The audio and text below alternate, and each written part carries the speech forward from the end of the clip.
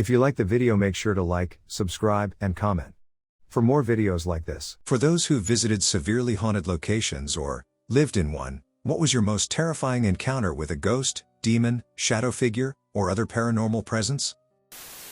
I grew up in one and recently went home to visit. Growing up, there were always odd things that no one could really explain going on. My friends refused to stay the night because the house scared them. I wasn't too scared as a kid, but I was very scared as an adult.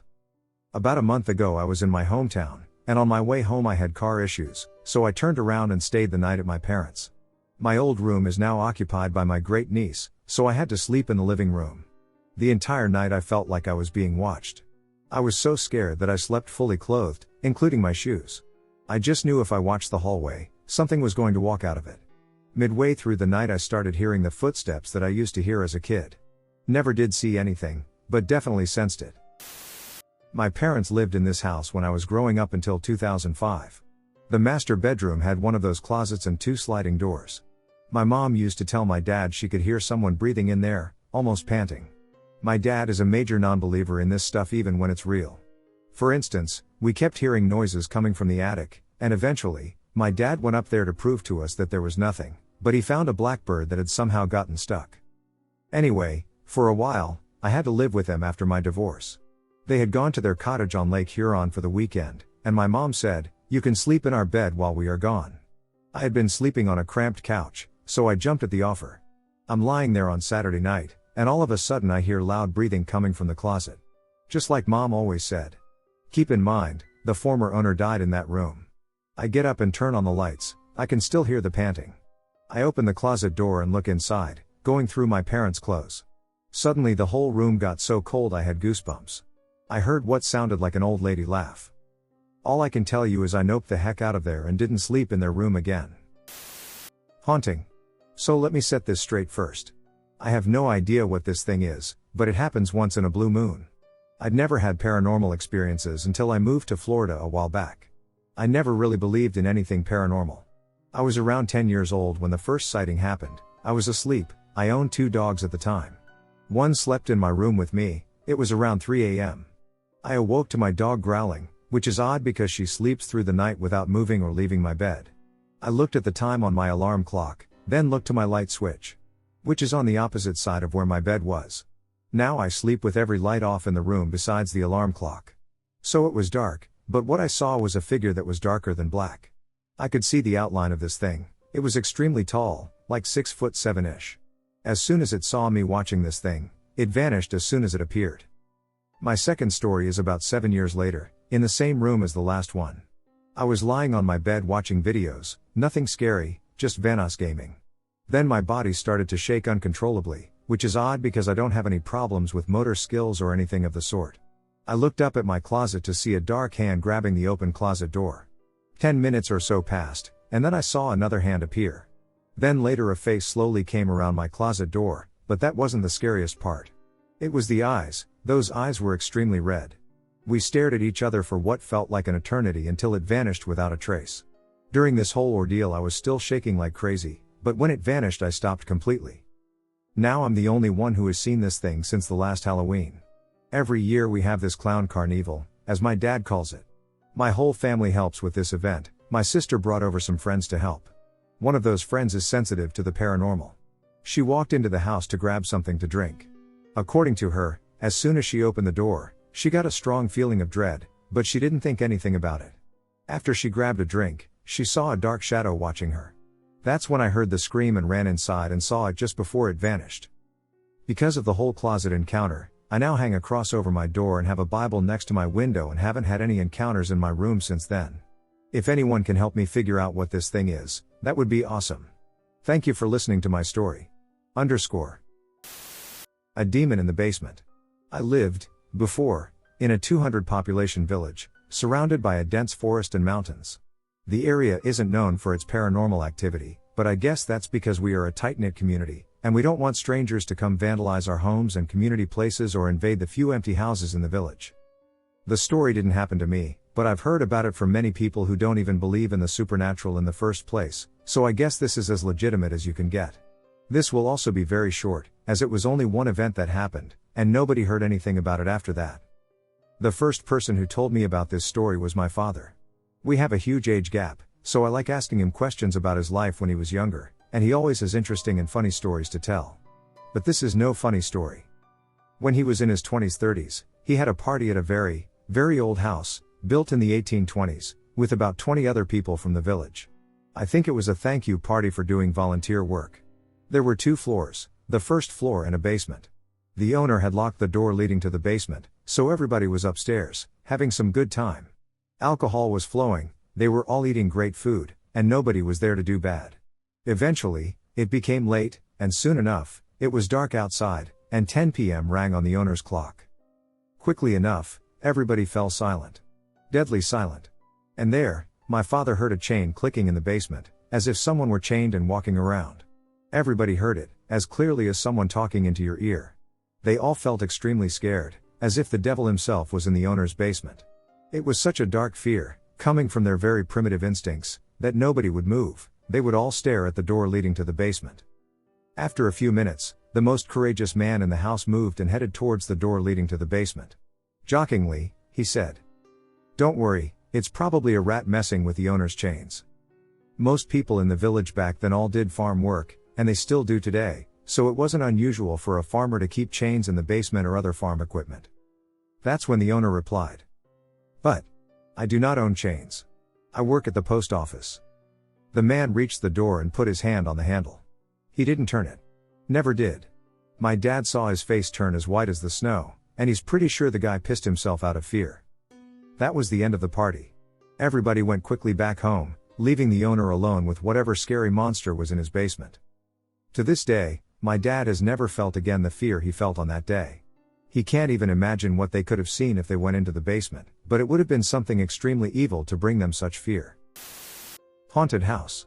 When I was around 21, I got divorced from my son's father and moved back home. My son, who was about 15 months old, and I didn't have sufficient space there, so I was eager to find a new place to live as soon as possible. My best friend's sister just rented a house and was looking for a roommate. In the end, we moved in with her and her 5-year-old daughter. Everything was good at first. Then little things would start happening, like the lights being on when I thought I turned them off and the washing machine lit up and not washing clothes even though I swore I'd closed it. Then one day I came home from work, and my roommate's prayer beads were in the mailbox. I asked her why she put them there, and she said she didn't, but maybe her daughter somehow did. So some time passes with these little odd occurrences happening. One night we decided we were going to go out. My son was with his dad, and she called her cousin to come over and babysit. And we are telling him about all the strange things that we have noticed, and he says something about not being scared of any ghost. Right as he said that, a glass that was on a bookshelf flew across the room and hit him. So we freak out because we are broke young single moms who don't want to go back home, and we kind of just push it out of our minds. We decided to get 2 puppies for our kids. I swear, you may think I'm lying, but they never grew an inch while we were there. Then there would be magnets in the sink for no reason. Things started to escalate fast. One weekend, while the kids were at their father's house, my roommate and I decided to clean the kids' playroom, which was a wreck. We cleaned it. The next morning it was a disaster again. Remember, the kids were gone for the weekend. At this point I was scared to come home. One night I was in my bed, she was in hers, and we heard knocking on the windows outside. We both had toxic exes and thought it might be one of them, so we called the police. They came out, and nothing, they said it didn't look like anyone was there. We decided it was time to move. As much as I didn't want to, I had to move back home when the kids started to get hurt. My roommate's daughter cut herself on a mirror that came from nowhere. My son fell out of a chair and busted his face. He got really bad nosebleeds out of nowhere. While we were moving, a huge mirror that was anchored into the wall fell and busted on my back. A lot of things happened in that house. The old man that lived across the street told us no one ever lived there long. The house my sister lived in was haunted, and I saw the ghost. This story is 100% true and my first real experience with the supernatural or paranormal. Let me, a 20-year-old female, begin by stating that Hurricane Sandy had flooded my area in 2013. But that wasn't the first time I'd ever noticed that a ghost was in the apartment with us. There had been multiple occasions where I'd see the bathroom doorknob jiggle with my own eyes. I'd see doors open and slam and imprints left in the couch even though there was nothing there. It was always cold in that house, and I always got this eerie vibe when I'd come over, but I never thought anything of it. One time I went to open a door, and I got scratched. Scratches just appeared on my wrist out of thin air. I was so freaked out, but I didn't quite know if I was imagining these things or if it was truly a ghost. But this was what really made me believe in the paranormal and spirits. My sister's apartment had no heat, and the lighting was pretty messed up after the hurricane, but I didn't know that upon visiting her. I came to visit her because at the time I and my father got into an argument, and I didn't want to be around him. I don't remember what the argument was about, but it was enough for me to pack some clothes and decide to sleep over at her house. I knew the house had something off about it, but I shrugged it off. I was a skeptic. While I was there, my sister and I were watching videos on our phones when suddenly the lights went out. I knew it was probably because of the flood, but it still scared me. The house went completely black, and my sister was trying to find the circuit breaker to fix the lights if that was even possible, but we were just in pure panic mode. Cold and dark do not mix. As I made my way out to leave, I opened the door to her apartment and saw a woman standing in the pitch black darkness. She had short red hair and a blue amulet and was dressed in some kind of beige pantsuit. I was frozen, and I didn't know what to do. The fear overwhelmed me, and I attempted to move. I blinked, and she was gone, and I ran so fast and forgot my stuff. I was terrified. When I came home, my mom said I looked pale, like I had just seen a ghost. I couldn't help but laugh nervously because of how ironic that was. I couldn't sleep for a few days after that. A small entity is haunting our home and scaring my youngest. How do I get it to leave my child alone? Okay. So I am an atheist. But I have had my own experiences of knowing ghosts, for lack of a better word, are real. I have my beliefs on what they are, but I won't get into that. Over the last few weeks I have been hearing a little person running about the house when I am home alone. Things sound like they are moving or crashing in the other rooms, but when I check, it's all normal. The sound of a child laughing can be heard in the house when I'm alone and the playground is empty. Then this week I saw it. It stayed just outside my periphery as I turned to look at the sound of a small person running. It was a small thing. It was the size of a child, perhaps 3 or 4 years old. It ran past, I heard it run down the hall towards the bedrooms, and that was that. Now ghosts has never scared me. Even violent ones never bother me. But I do take offense to my youngest child, 6, waking up scared at night due to something he heard or bad dreams. Leave my kid out of it, ghost. He is not your playmate. Last night, my son woke us up. He had a dream in which something grabbed him, and as a result, he came to our room feeling scared. My husband told me it was 3 a.m. when I asked what time it was. When I wake up, my phone indicates that it is precisely 3 a.m. I use the lights on my phone to get dressed and check on my husband and son. I decide to just start working from home, and I look back at my phone, and it still says 3 a.m. I know more than a few minutes have passed. I open my laptop, and it says 3:07 a.m. I look at my phone, still stuck at 3 a.m., and shut it off and on. Only then does the time update. It's bad enough that the poor phone is scaring my son.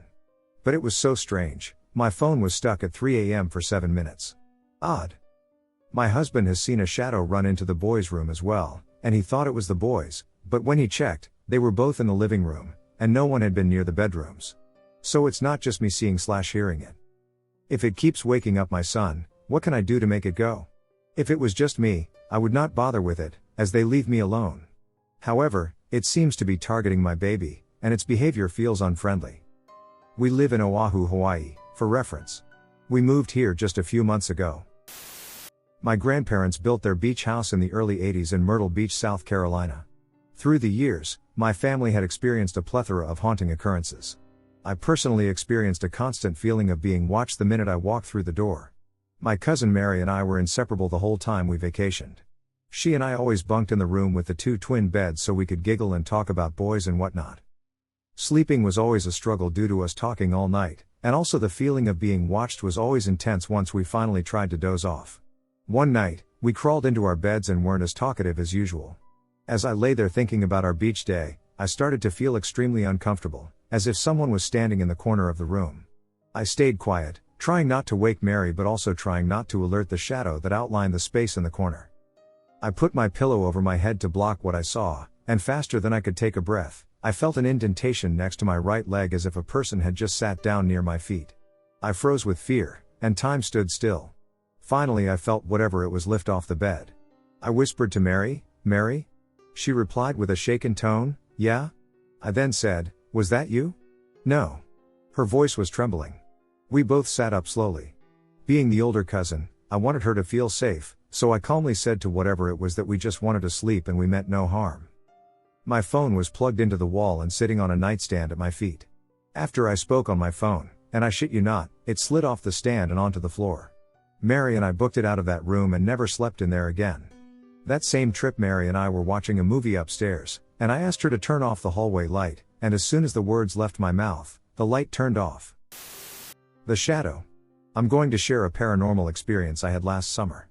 While my grandma was renovating her old house in Wethersfield, Connecticut, I would regularly visit her. The house was in an older part of Wethersfield. It's a historic town, so the house was located in a quiet neighborhood. The first thing I noticed was that the neighborhood was eerily quiet. The main road was noisy with birds chirping and the sounds of insects, but once you stepped onto the street, it was completely silent except for the occasional car or person walking by. The house itself sat at the end of the street. It was blue. It looked like a cute little family home. It was charming. When you walked in, you noticed something was off, but you couldn't put your finger on it. I didn't stay there often, but when I did, the house gave me the creeps. During the day it was calm but not peaceful. It felt like someone was always watching, waiting. The basement and the master bedroom were the worst parts. They always felt heavy. Small things would happen that we didn't think twice about, such as shrugging off incidents like doors being left open after we had closed them or experiencing low energy levels, but eventually, these occurrences started to increase. I should mention I'm sensitive to the paranormal. I felt anger and despair and evilness, but we didn't know what was going on. A few months went by, and things started picking up. My grandma has a pet cat. We noticed that he was in distress, like something was targeting him. Mostly, it seemed as if he was being pushed by an unseen force. Everything he did, he would watch his back. His food bowl was by the basement. He would gulp his food down and rush to use the litter box, which was not normal for him. That's when we started noticing odd things. My grandmother and brother were out one day and came back to the back door wide open and the cat on the deck. No one was home to open that door. It was locked. That really freaked my grandmother out. We all got nervous. The nights in that house were creepy. It was just oddly quiet again. I experienced a sense of being under surveillance. One night we were sitting in the living room when we heard footsteps in the basement. We all looked at each other like, WTF was that? Then we heard a thud. My brother got up and checked it out. He went to the basement, and then a few minutes later, I heard him running up the stairs saying there's something down there. We didn't know what. It constantly felt like someone wanted you to get out, like they didn't want you there. It felt like they were pushing you out. It was like walking on eggshells because someone was angry we were there and wanted us out, just a very uneasy feeling. Things would get knocked over, like soda cans or juice bottles. One day the cabinets were open and the fridge was too. No one was home to open them. We decided to look up the history. We found that an old man had passed. We believe he's still there, but another thing that did happen on the land was that people were ended on that land by Indians moving through from Massachusetts to Mystic, Connecticut, so we believe that the land the house stands on is haunted by a demon. We should also mention that we did see a shadow man a few times. It's not too terrifying, but it definitely scared the hell out of me when it happened. A bit of backstory, I've had plenty of encounters before, nothing too scary, just meeting deceased family coming through and seeing random spirits, so I'm definitely no stranger to ghosts and the paranormal. Okay, here we go. I was about 11, living in my stepdad's duplex, not sure what it's called in other countries, but in Australia they're two houses stuck together that mirror each other. Anyway, the building is 2 stories tall, and the stairs are located roughly in the middle between the dining room and lounge room. As you ascend the stairs, you reach a landing that turns a corner and then doubles back to access the second story. When you reach the second floor, you look straight into my room. These stairs were creepy enough as it is, with steps creaking as if someone were walking up and down them when no one was. I'm getting off track here. The encounter, that's right. One afternoon after school I was walking upstairs to put my bag away and get out of my uniform. As I reached the second to last step at the top, I got that feeling, you know, the feeling when it's cold but not cold and your hair stands up on its end. Yeah, that feeling. I look into my room and see a young girl, maybe 4 or 5, under my bed peeking out and looking dead at me, terrified. Me being the stupid kid I was, I just thought maybe it was one of my sister's friends, so I went into my room, looked under the bed, and she was gone. Here is when panic set in and I started freaking out. I felt something behind me, and I turned around. There, standing in the doorway, or more like floating, was a massive black shadow, and still to this day, after many other encounters, I have never felt pure terror and evil. Suddenly, the massive black shadow rushed at me, and all I remember is waking up to my mom standing over me, asking if I was alright. I didn't tell her what had happened because whenever I told mom about shit that had happened to me, she somehow made it about herself. Anyway, that's another story. I never found out the identity of the little girl or the meaning of the shadow. Hopefully that wasn't too long or boring for you to listen to, but I'm keen to hear other stories. My house was haunted. So this happened when I was a kid and my family and I lived in North Carolina. Our house was surrounded by woods, and there were only a few neighbors around us. Every once in a while during the night at around midnight I would lie in bed because I couldn't sleep. I felt a creepy vibe, like something or someone was watching me. Sometimes I would hear footsteps coming from the attic above my bedroom. It sounded like someone was walking around. I went outside my bedroom into the hallway, and everyone in my family was sleeping, and their doors were closed, so I went back to my bedroom and closed my door. I was lying in my bed again, and I heard the footsteps in the attic. Then I heard something fall in my closet. I was so scared that I ran into my parents' bedroom and woke them up. They were confused at first, but then I explained to them what I heard. My mom and dad said it was probably just my imagination, and they didn't believe me. They walked with me back to my bedroom and looked around it, then they went inside my closet. There was a board game that had spilled all over the closet floor. It was at the back of the shelf at the top of my closet, so there was no way it could have fallen without someone pushing it off. My parents helped me clean it up and put it back on the shelf. They said that there was nothing to be scared of, and then they put me back to bed. They went back to bed too, and a few minutes after they left, I heard someone whispering something. It sounded like they were calling my name. Then I saw a shadow that looked like a person walking across the wall by my closet. I thought it was a ghost, and I started freaking out again, and I grabbed my pillow and blanket and went to sleep on my parents' bedroom floor. After that I slept on their floor for a few more nights. Eventually I went back to sleeping in my bedroom, and when I would lie in bed again at around midnight, I still heard the footsteps in the attic, and it continued every once in a while until we eventually moved away. To this day I still don't know what or who that was, but it still freaks me out. Just a bit of my backstory, I've seen/heard things since being 3 years old. My first experience was seeing these humanoid hound people with charred flesh at the top of the stairs. It was the night my brother was scalded with boiling water. He still has a thick, white scar down his shoulder to this day. Anyway, back then I was too young to be fully scared. I was more curious about those figures and uncomfortable about going upstairs again. My worst experience was in my second house. I was in my early 20s. I and my friend were drinking wine and doing the Ouija board. We weren't taking the Ouija board seriously. Instead, we were asking provocative questions and essentially acting like drunken idiots. It was a bit fun, listening to music and talking about weird shit, like we always did, but we lost track of time, and my friend had to go home. I remember feeling fine, a bit tipsy but fine. I went to get a snack and noticed that she left the Ouija board. I put the lid on the box and put it under my bed because I didn't want my kids to find it. That was the moment when everything changed for the worse. At first, it started off as random scratching in the walls or footsteps. Then, it progressed to whispering right by my ear and light touches to my hair, neck, or back. I tried to ignore it, but it just kept getting worse and worse. The first time I felt truly scared by it was when I heard a child call "Mummy, help" from my living room. My hair ducking stood on end, and I could barely breathe. I was still for a few minutes because I was terrified, and then I heard this horrid, low, guttural laugh. It echoed around the room and scared me so much, I cried a bit. After that, it just progressed into hell for my kids and me. It started to walk around my room at night, its claws catching in the carpet. It always came close to my face, I could feel it right next to me. The next day I woke up with scratches on my back and face. It started to mess with me mentally, moving things in front of my eyes and distorting things.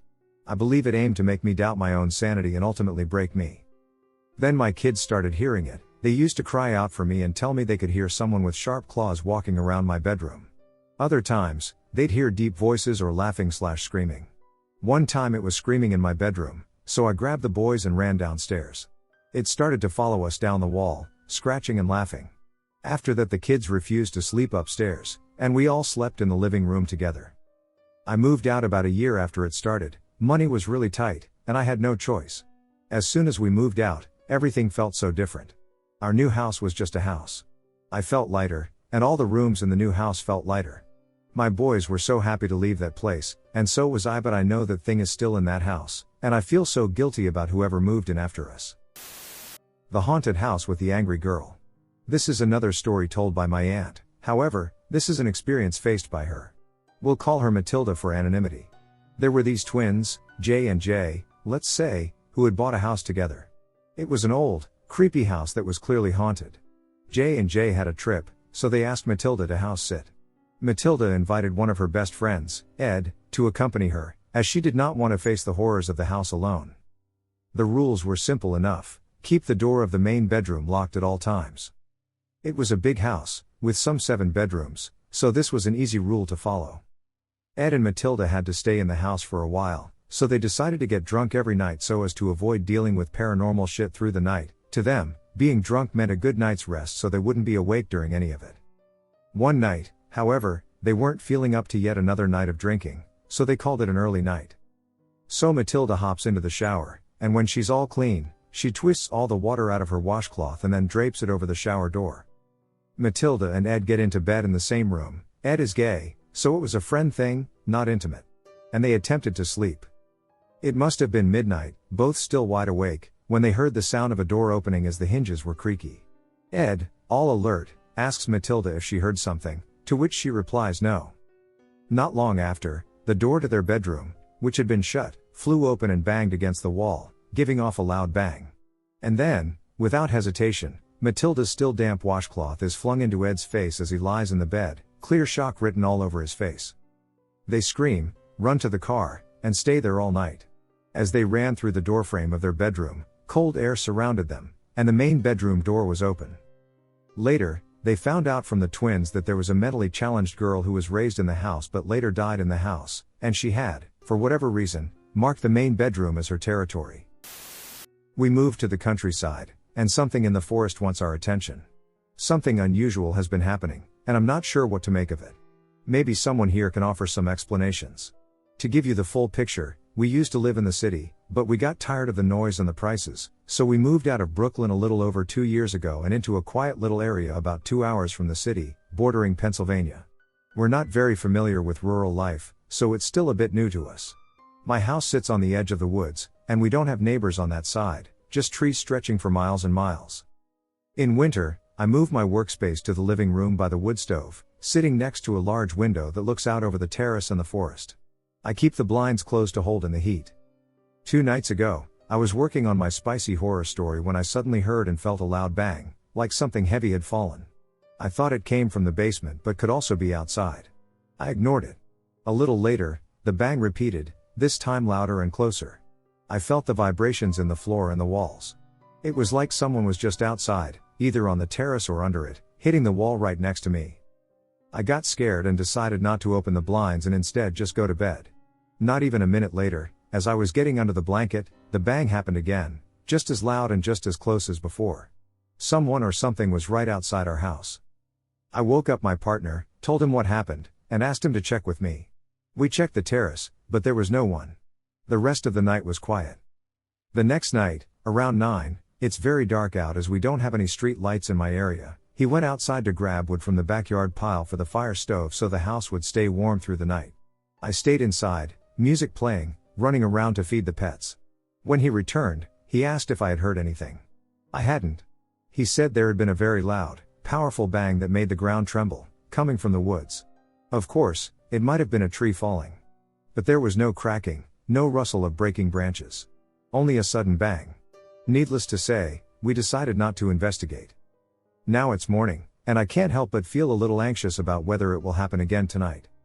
What do you think it might be? 7 years in a haunted house. When I was 7 years old, my parents decided it was time for us to move. They would take me house hunting with them to make sure I also liked the new home that they wanted for us. Overall, I liked all the homes, except for the one my parents ended up buying. The minute we walked into that house to look around, I felt scared. I remember to this day looking at my mom and telling her, I don't want to live here. Everything in my gut was screaming no. You can only imagine how disappointed I was when they ended up saying they bought that particular house. So, we moved in, and not too long after, I began getting plagued by some very weird occurrences. My first room in the house was right over the garage at the front of the house. Where I lay in my bed, I could see the door directly to the shared bathroom, between my room and the guest room. Being a scaredy cat at 7 years old, I always made sure to lock the bathroom door and close my closet. On more than one occasion, my old bathroom door would shake uncontrollably, as if someone was trying to open it from inside the bathroom.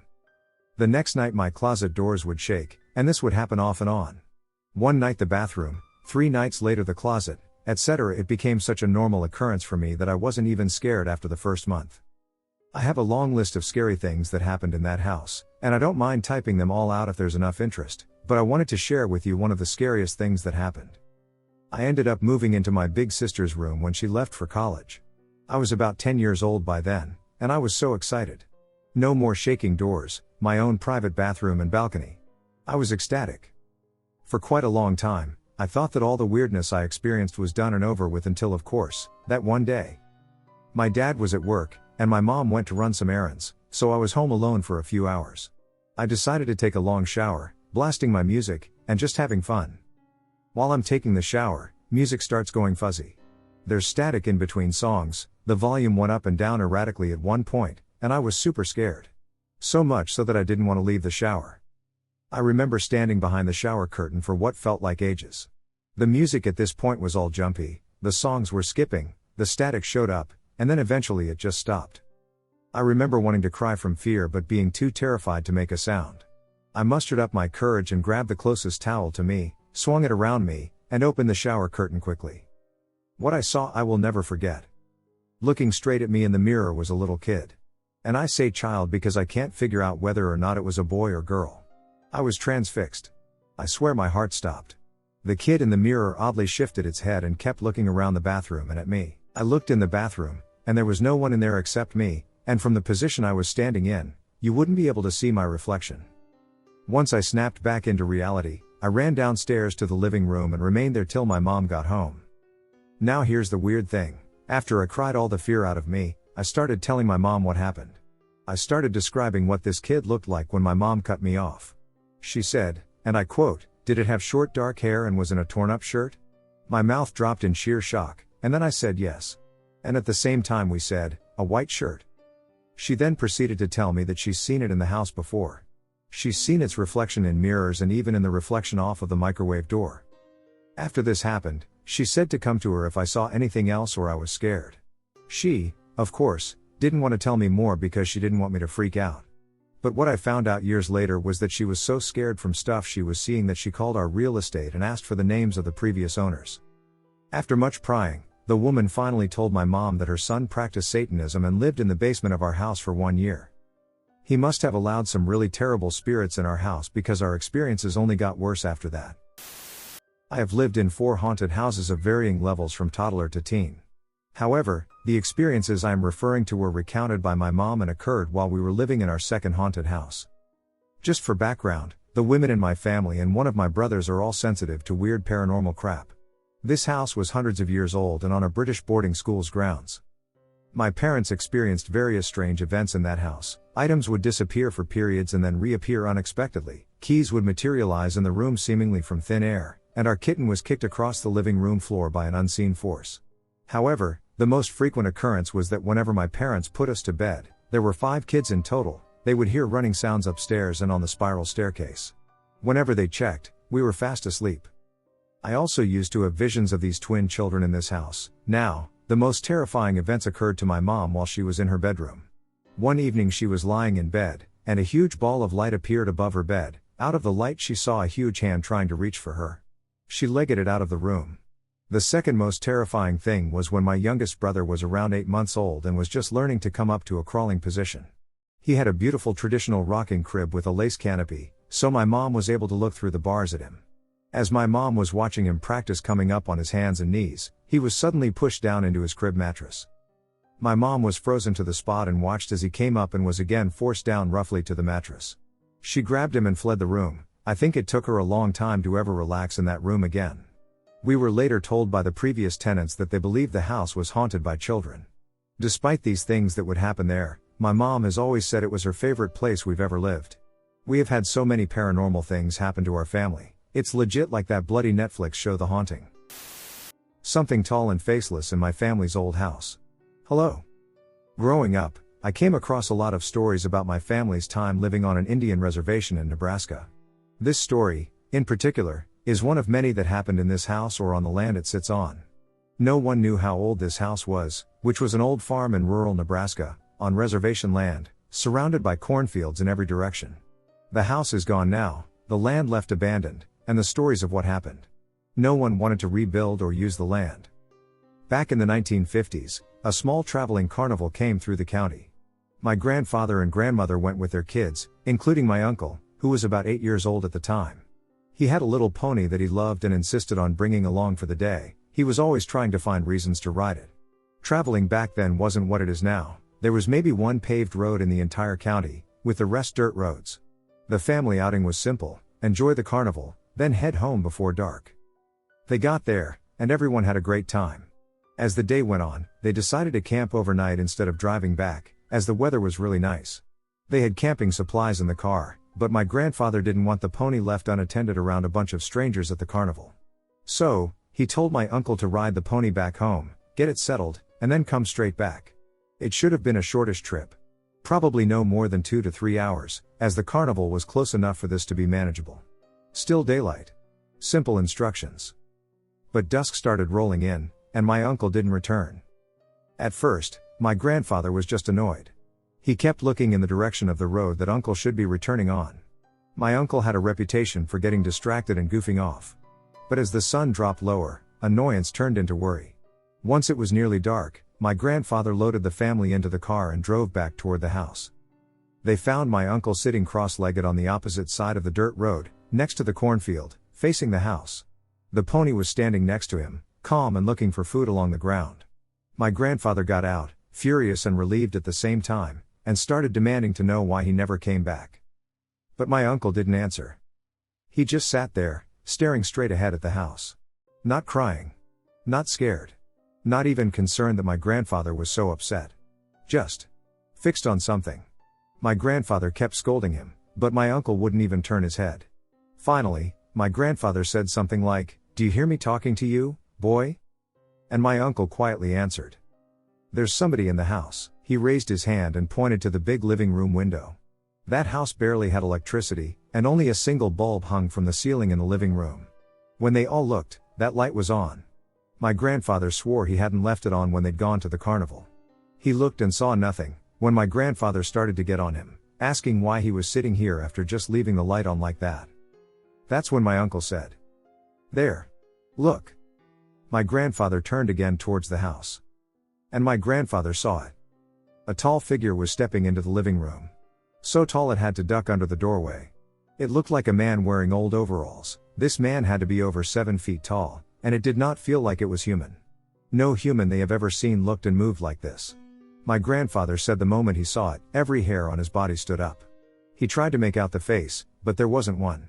Just a kind of shape where a face should be, a blur. Which, later on, he said he wasn't sure if that was better or worse. The figure moved toward the center of the room, reached up, and pulled the string on the light. The bulb clicked off. The house went dark. My grandfather and great-grandfather spent hours tearing through that house afterward. Every room. The cellar. The closets. They never found anyone. And there was only one way in or out. No footprints. No sounds. No sign that anyone had been there at all.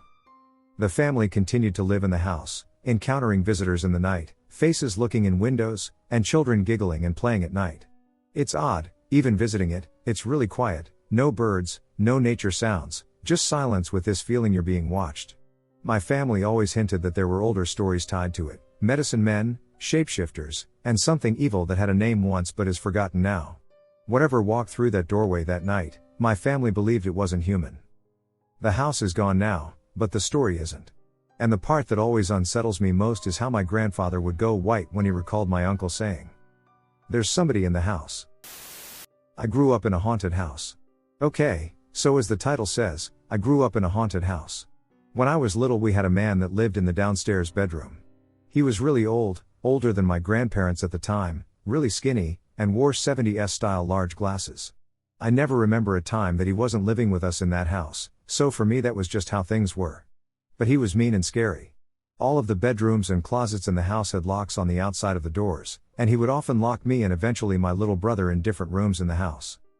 One day when I was about 5, he locked me in the laundry room that my dad built off of the garage, with the lights off. It was pitch black, I wasn't tall enough to reach the light, and I became hysterical when I couldn't get out of the room. When my mom finally found me, I was still very upset and asked her why she let that mean old man live with us. She said, "What, old man?" Come to find out years later, the man who owned the house before us died in the downstairs bedroom and was a known weirdo. My parents' new home is haunted. I, 20 female, have moved back into my parents' house after some personal issues. My parents live in North Carolina, an extremely haunted state.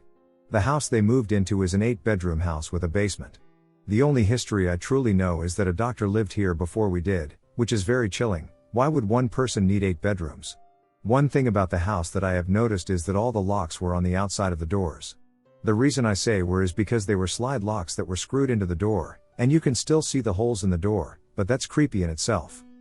Now for the ghosts, I've had plenty of stories from all my siblings. Shaden, 17 male. The basement has its own door that leads outside. You walk out the door and go up the stairs on your left, you pretty much walk down into the ground. This stairway has its roof in a way that's at ground level. He was standing underneath the roof, getting air, when he heard 2 footsteps above him. When he went to look, nobody was there. Our backyard has a shed that's on the other side of the yard. The shed has a motion sensor light, which constantly goes off at night. She has heard things walking around the house, and the scary part about my brother's story is that her window is right above that platform that he heard the footsteps on. And finally, me. I've heard full-on whispering in the middle of the night and heard something run up the stairs at me, which spooked the cat, and now as I'm writing this, I feel like I'm being watched. My little brother Adonijah, 10, has had terrifying dreams about our stepmom sitting in the corner of his room, staring at the ceiling, and calling his name. My stepmom saw an aberration at the end of her bed, and the next night she had a dream that a ghost came to her and told her it wasn't here to hurt us. I thought you guys would find some interest in this. Note, I forgot about this. My brother, Shaden, was playing hide and seek with my other siblings when he heard somebody knock and looked out the peephole to our front door and saw somebody walking down the steps that he didn't recognize. When he ran outside, he saw our dad and said, "I saw you, you can't trick me." Our dad said, "I've been sitting here the whole time, I haven't moved," and with the direction the person walked in, my dad would have seen them coming around the house or running away. I was house sitting once when I was 18 for my uncle's friend. He had asked me if I wanted to do it for just one day, Monday. It was spring break, and he was going to let other people stay in it the rest of the week. It was easy money, so why not? What I didn't know until the day before is that it's in the woods. A classic, creepy cabin in the woods. I wasn't worried at all because I just took some weed, some nice food, and my camera to go take nice pictures. When I arrived, it was a nice 4-bedroom and 2-bathroom cabin. It was alongside a river as well, and the closest other cabin was about 40 minutes away by car. I didn't think I'd be in any danger because I always think, what are the chances that something happens to me? Anyways, I had taken a shower after I came back from taking pictures, and it was about 6 p.m., and it was getting dark already. I was watching a movie on my laptop until I heard creaking upstairs.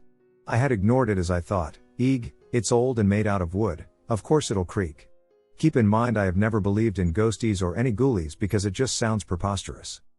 The house kept creaking, and I was getting annoyed by it.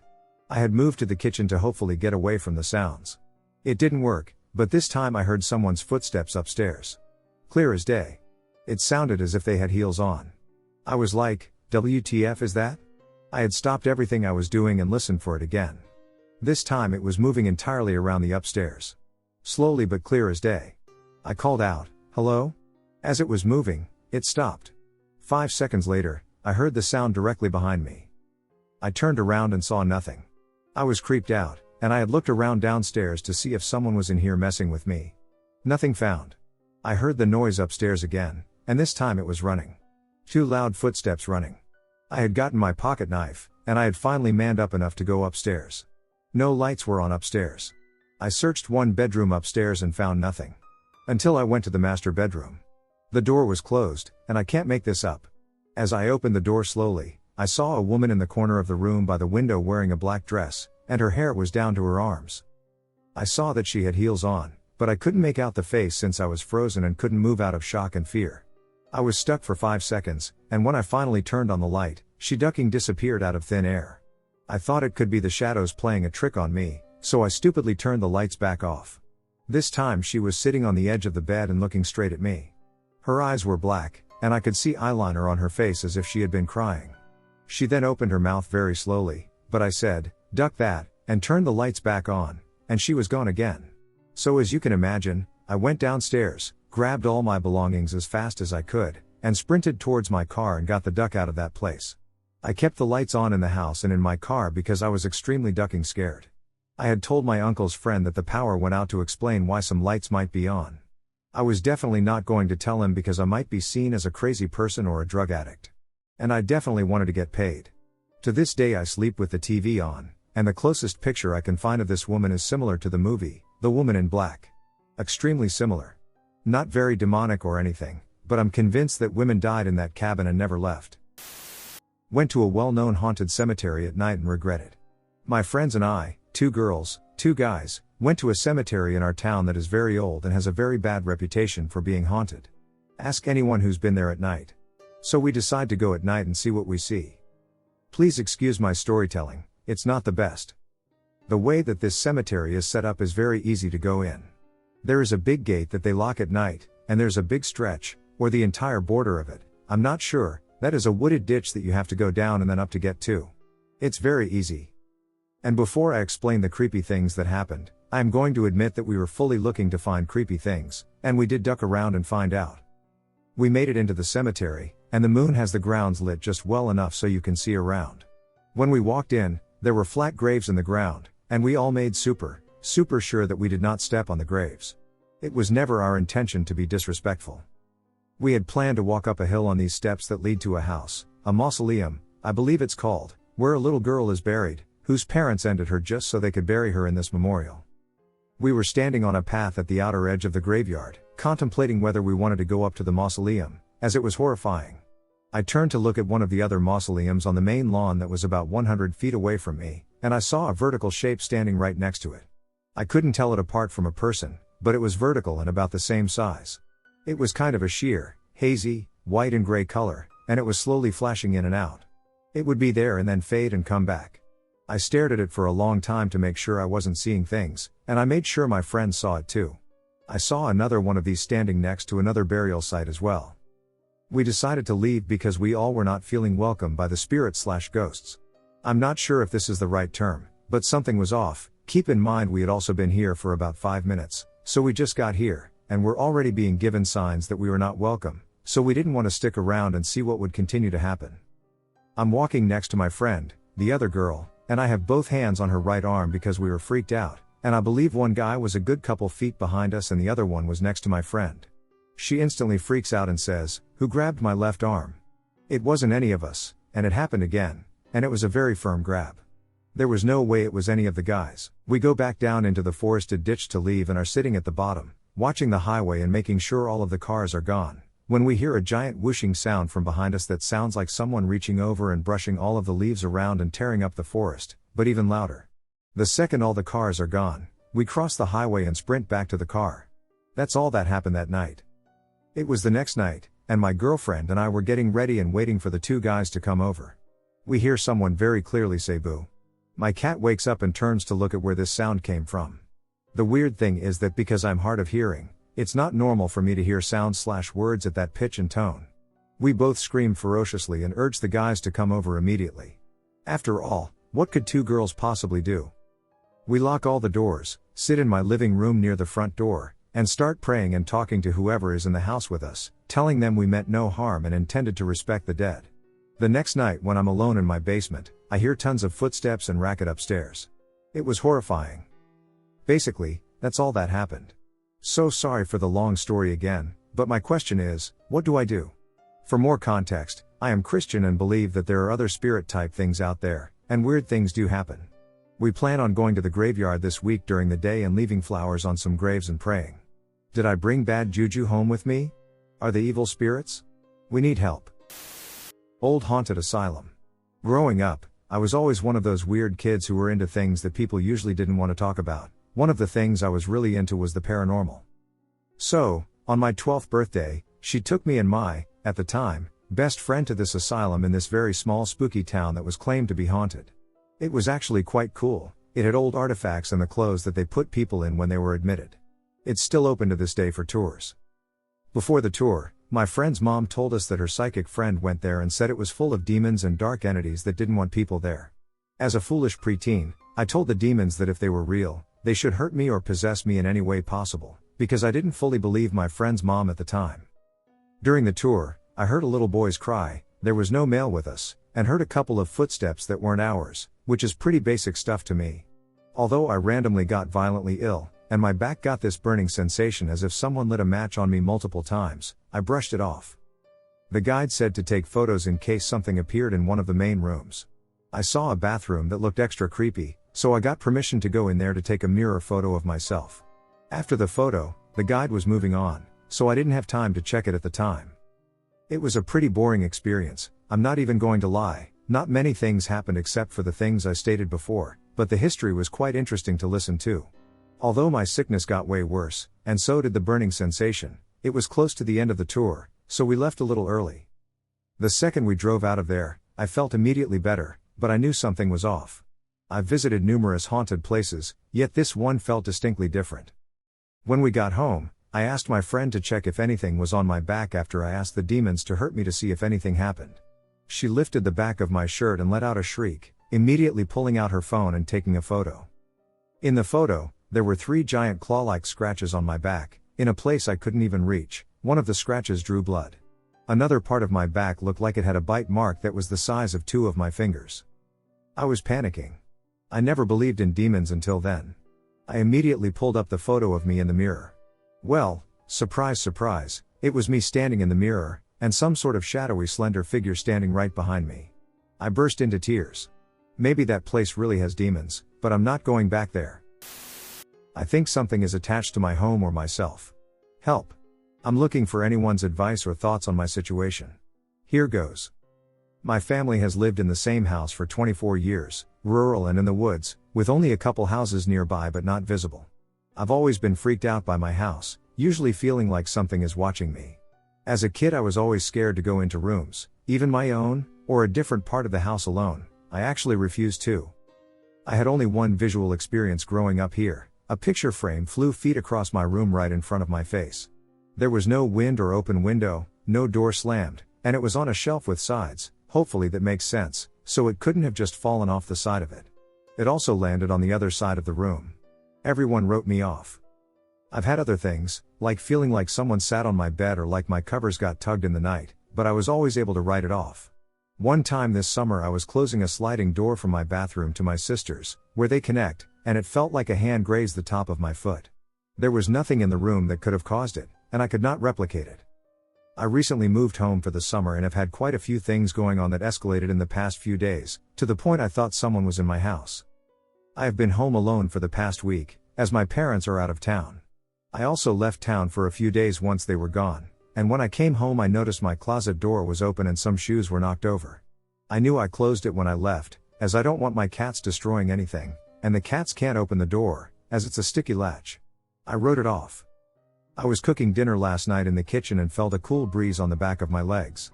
I immediately thought a window or door had been opened, but they were all closed and locked.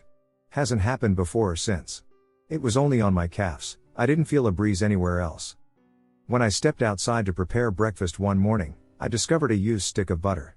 The thing is, the box had not been opened, and I had a whole thought process the night before debating whether to open the box of butter or just use the Kerrygold that we already had open.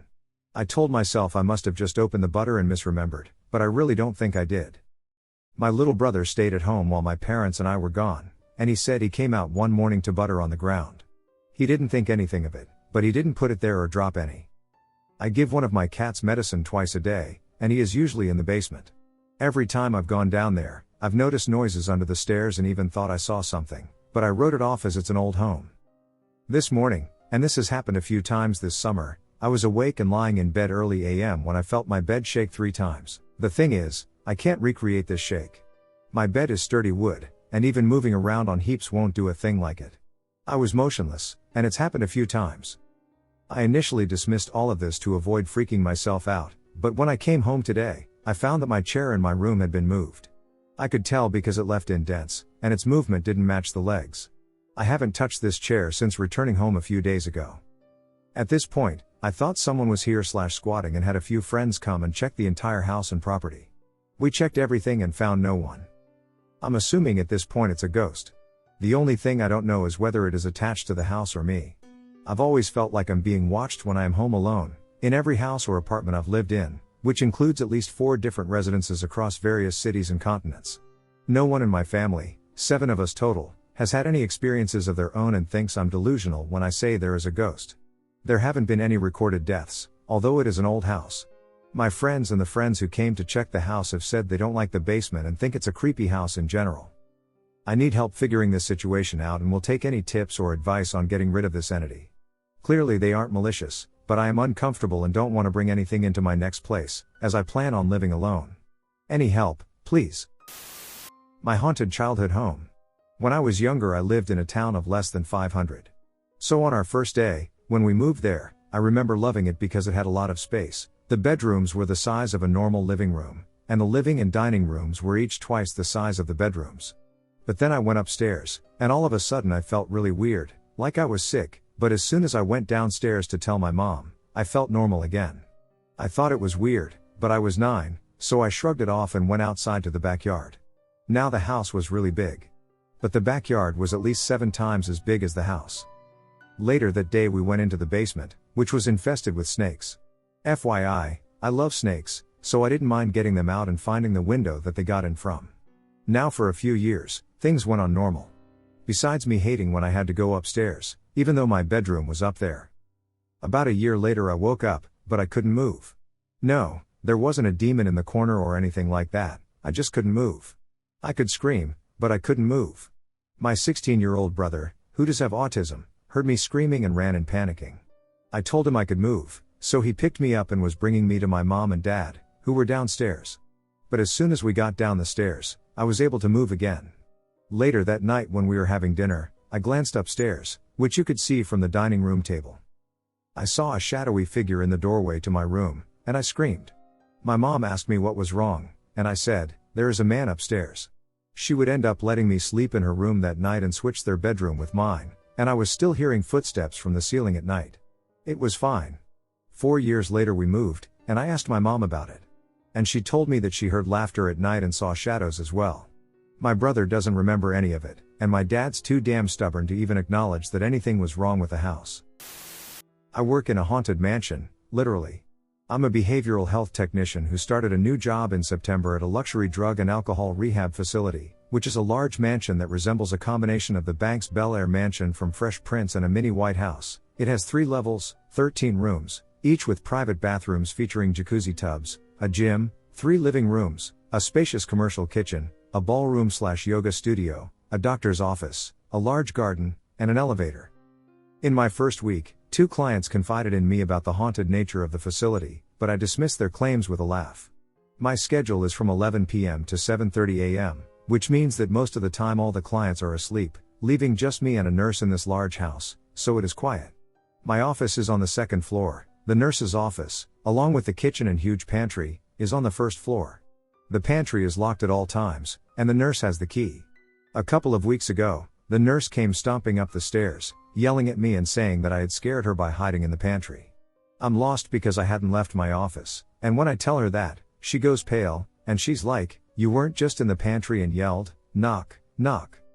I respond, "No, how could I have been in the pantry when you have the key?" She walks out. 10 minutes later I hear her talking, so I go down to her office, and she's down on her knees praying in Punjabi. At 6 a.m., the chef and handyman clock in and ask us how our night was, and I jokingly say that Casper scared Nurse J in the pantry. The chef says, "Ooh, that's K, if it was in the pantry." I'm like, WTF? He then goes on to say he's worked here for 15 years, and it used to be a retirement home, so lots of residents passed away here. He listed specific residents and the locations where their ghosts have been seen, mentioning that they have always been kind and not the malicious type of hauntings. Nurse J put in her 2-week notice and is no longer here. I hear footsteps, lights flicker, and the fireplaces randomly turn on, but I haven't experienced anything actually speaking to me like Nurse J did. However, my pay is significantly higher than average, and my supervisor says this is because he struggles to keep the night shift staffed. I believe the high pay is due to the haunting, which makes it unlikely for me to leave. I still get haunted by something that happened to me a long time ago. When I was about 12 years old. I was in the bathroom, just staring into the mirror. Honestly, I'm not sure why I was doing this. I'm not and never have been conceited, but I couldn't help but stare at my reflection, trying to make sense of it. Then it happened, I didn't move, but my reflection did. My eyes turned from a vivid blue to a black, and I saw a weird, eerie smile appear on my reflection. I ran out of the bathroom, and since then, I have never liked looking at my reflection in the mirror. Has anything like this happened to anyone else? Does anyone know what this was? To be honest, I have never dared to try staring at my reflection again since then. And to be clear, no, I wasn't on any drugs. But since that day, I've had this kind of underlining fear that if I stare at a mirror, that thing, whatever it was, will come back. I have heard stories since the incident about the children with the black eyes, but I think this was kind of different. Those children were not reflections. The stories about them all seem to depict them in actual life situations. The stories depict the children as standing on a corner or running into people in various places, rather than as reflections in a mirror. I've tried to research it a bit, but I can't seem to find anything that really fits what happened to me. I wish I had a witness to it, but sadly, I was alone in the house at the time it happened. If I had a witness, at least I wouldn't feel so crazy. I mean, I feel like I must be going crazy. But I swear this actually happened to me. Or at the very least, my brain is convinced it happened to me. But the fear of it all has lingered to this day. I'm 40 now. Whatever the thing was, it was certainly malicious. It has this kind of, "I'm going to eat you alive" look in its eyes. I keep referring to it as it, but the creature was me, even though it felt very different from me. I don't know if I'm explaining this very well, but I'm trying my best. It had my face, my hair, my skin, but the eyes, that grin, was certainly not mine. Also, to make something clear, I never said Bloody Mary 3x in that mirror, so I don't think it was that either. And I just realized how silly that sounded. I wanted to clarify that while my experience shares some similarities with the urban legend, it ultimately differs in significant ways. I mean, the obvious is that no one came to end me or anything. However, my life in general did seem to take a drastic turn for the worse after that incident. Bad things just kept happening in rapid succession, and not just I had a bad day kind of things, I'm talking catastrophically horrible things, and it didn't stop until I was, well, I guess it hasn't really stopped, just slowed its pace a bit. Instead of something truly shitty happening nearly every week, now it's more like every couple of months or so. If anyone else has experienced anything like this or knows what it could be, please let me know. This has been literally haunting me for years. It would be nice to have some kind of explanation for it if there are any. Additionally, if you have any ideas on how to deal with this or make it stop, please share. Thanks in advance. Hi, I am finally ready to talk about what happened to me the summer of 2019. I had turned 16 that March and was ecstatic to finally be 16. I could finally get my license, and that was the first step to freedom. After my birthday had passed, the summer finally rolled around. In the summer, there were plenty of camps I could have attended. The one I finally set my mind to was one called Army, or United Methodist Camp. Basically, what you would do is go for a week, Sunday through Saturday, and during the day, you would work all day building things, usually wheelchair ramps, for the elderly or disabled at their homes. It was generally a fun experience until Wednesday rolled around. The day began as usual. Waking up at 6 a.m. and eating breakfast with your team members. At 11 a.m., all the teams, including mine, would head out and start on the wheelchair ramps around the town. We usually were able to finish a ramp in 2 days at most, so Wednesday being my team's second day working on this particular ramp, we finished at around 3 in the afternoon. So, my counselors and the rest of my team headed back to the church we were staying at. I should probably clarify the living situation we had at this church for the next week. The boys stayed in one building, and the girls stayed in the basement of the church. I'm not sure about the boys' room, but the girls were put 6 people to a room down in the basement. There were about 6 rooms in the basement that were originally used as Sunday school rooms but now became our bedrooms for the next week. The room I was staying in had 2 pictures hanging on the wall. A picture of Mary and a picture of Jesus. Anyway, that Wednesday night we had all laid down to go to sleep. The girl, let's call her Cindy, across the room started talking to us, saying things like, "We should tell scary stories." We all asked her to go to sleep, and Cindy then proceeded to knock on the wall behind her while saying, "What if we get a knock back from the other side of the wall?" The room was dead silent after that for about 5 minutes. Deciding that Cindy was just being silly, we all decided to go to sleep. I lay on the opposite side of the wall from Cindy, and I was also facing the pictures of Mary and Jesus. After everyone had fallen asleep, I was still awake. Just lying there in silence. Finally deciding that I was tired, I laid my head down on my blow-up mattress. My head up against the wall behind me. All of a sudden I heard this tiny knock come from the wall my head was up against. The knock was quiet enough for only me to hear and just loud enough to wake me from my almost sleep state. I then looked up at the pictures that faced me on the other side of the room and sat up violently in my bed. What I saw will forever haunt me to this day. When I looked up, I saw a tall and faceless figure leering down at me. This figure was so tall that it had to bend its extremely skinny neck to look at me with its faceless face. I was frozen in fear, and I couldn't move or scream. Next, the figure did something that looked identical to an exhale and started to bend its neck toward me. Finally, after what felt like forever, this light flashed in the room from someone's phone, and it slapped me out of my frozen state. I jumped abruptly into the bed of one of my friends and stayed there the entire night with my head under the covers, crying until I finally fell asleep. Thursday morning rolled around, and I got up as usual. You see, I was terrified that what I saw was me going crazy or something, so I kept it to myself. My counselor kept asking me if I was okay. He told me later on that he had caught me staring into space sadly or silently crying throughout the day, which I have no memory of. I really wish this was the end of the story, but to my dismay, it is not. Nothing happened that day while I was building. Absolutely nothing happened until later that Thursday night. The girls had gotten into a fight that day, and most decided to move to a different room. My best friend, Melanie, and I were the only ones left in that room with the pictures of Jesus and Mary. I was absolutely terrified to go to sleep that night now that it was just one other person and me left. My youth director, let's call her Rose, walked into my room, as I and my friend Melanie were close with her. We all talked late into the night until a piercing scream echoed through the basement. Noticing it was the room that the other girls had moved into, Rose, Melanie, and I hurried to the hallway to see what was happening. The girls ran out of the room and were hysterical and crying, saying things like "He's here" and "The devil is here." Being in touch with my spiritual side, I walked into the room the girls had run out of and immediately felt a spiritual presence. The girls were finally able to tell me that something had grabbed one of them and moaned in her ear while the rest watched. Now I'm not sure whether the girls actually saw that, but I put two and two together and concluded that there was something evil in that church that night, and it showed itself to me for some reason. My stepfather was haunting my house. So I, 39 female, was very close to my stepfather before he passed away. My mother and he had been together since I was like 11 years/0. He was an alcoholic, but he was a very caring person, and I hated when he would be drinking, but when he was sober, he was a great man. After years of him quitting drinking for a few months and then starting back again, I guess my mom had just gotten fed up with it, so she left him. Also, I should note that he had a lot of medical issues from the years of drinking. His doctor had already told him that his next drink could be his last. Anyway, so my mom left him. About a week after she had left him, I was at work. I worked at a restaurant at that time, and my husband had come in to bring me lunch that night. While my husband was there with me while I was having my lunch, my stepdad called my husband's cell phone and wanted to talk to me.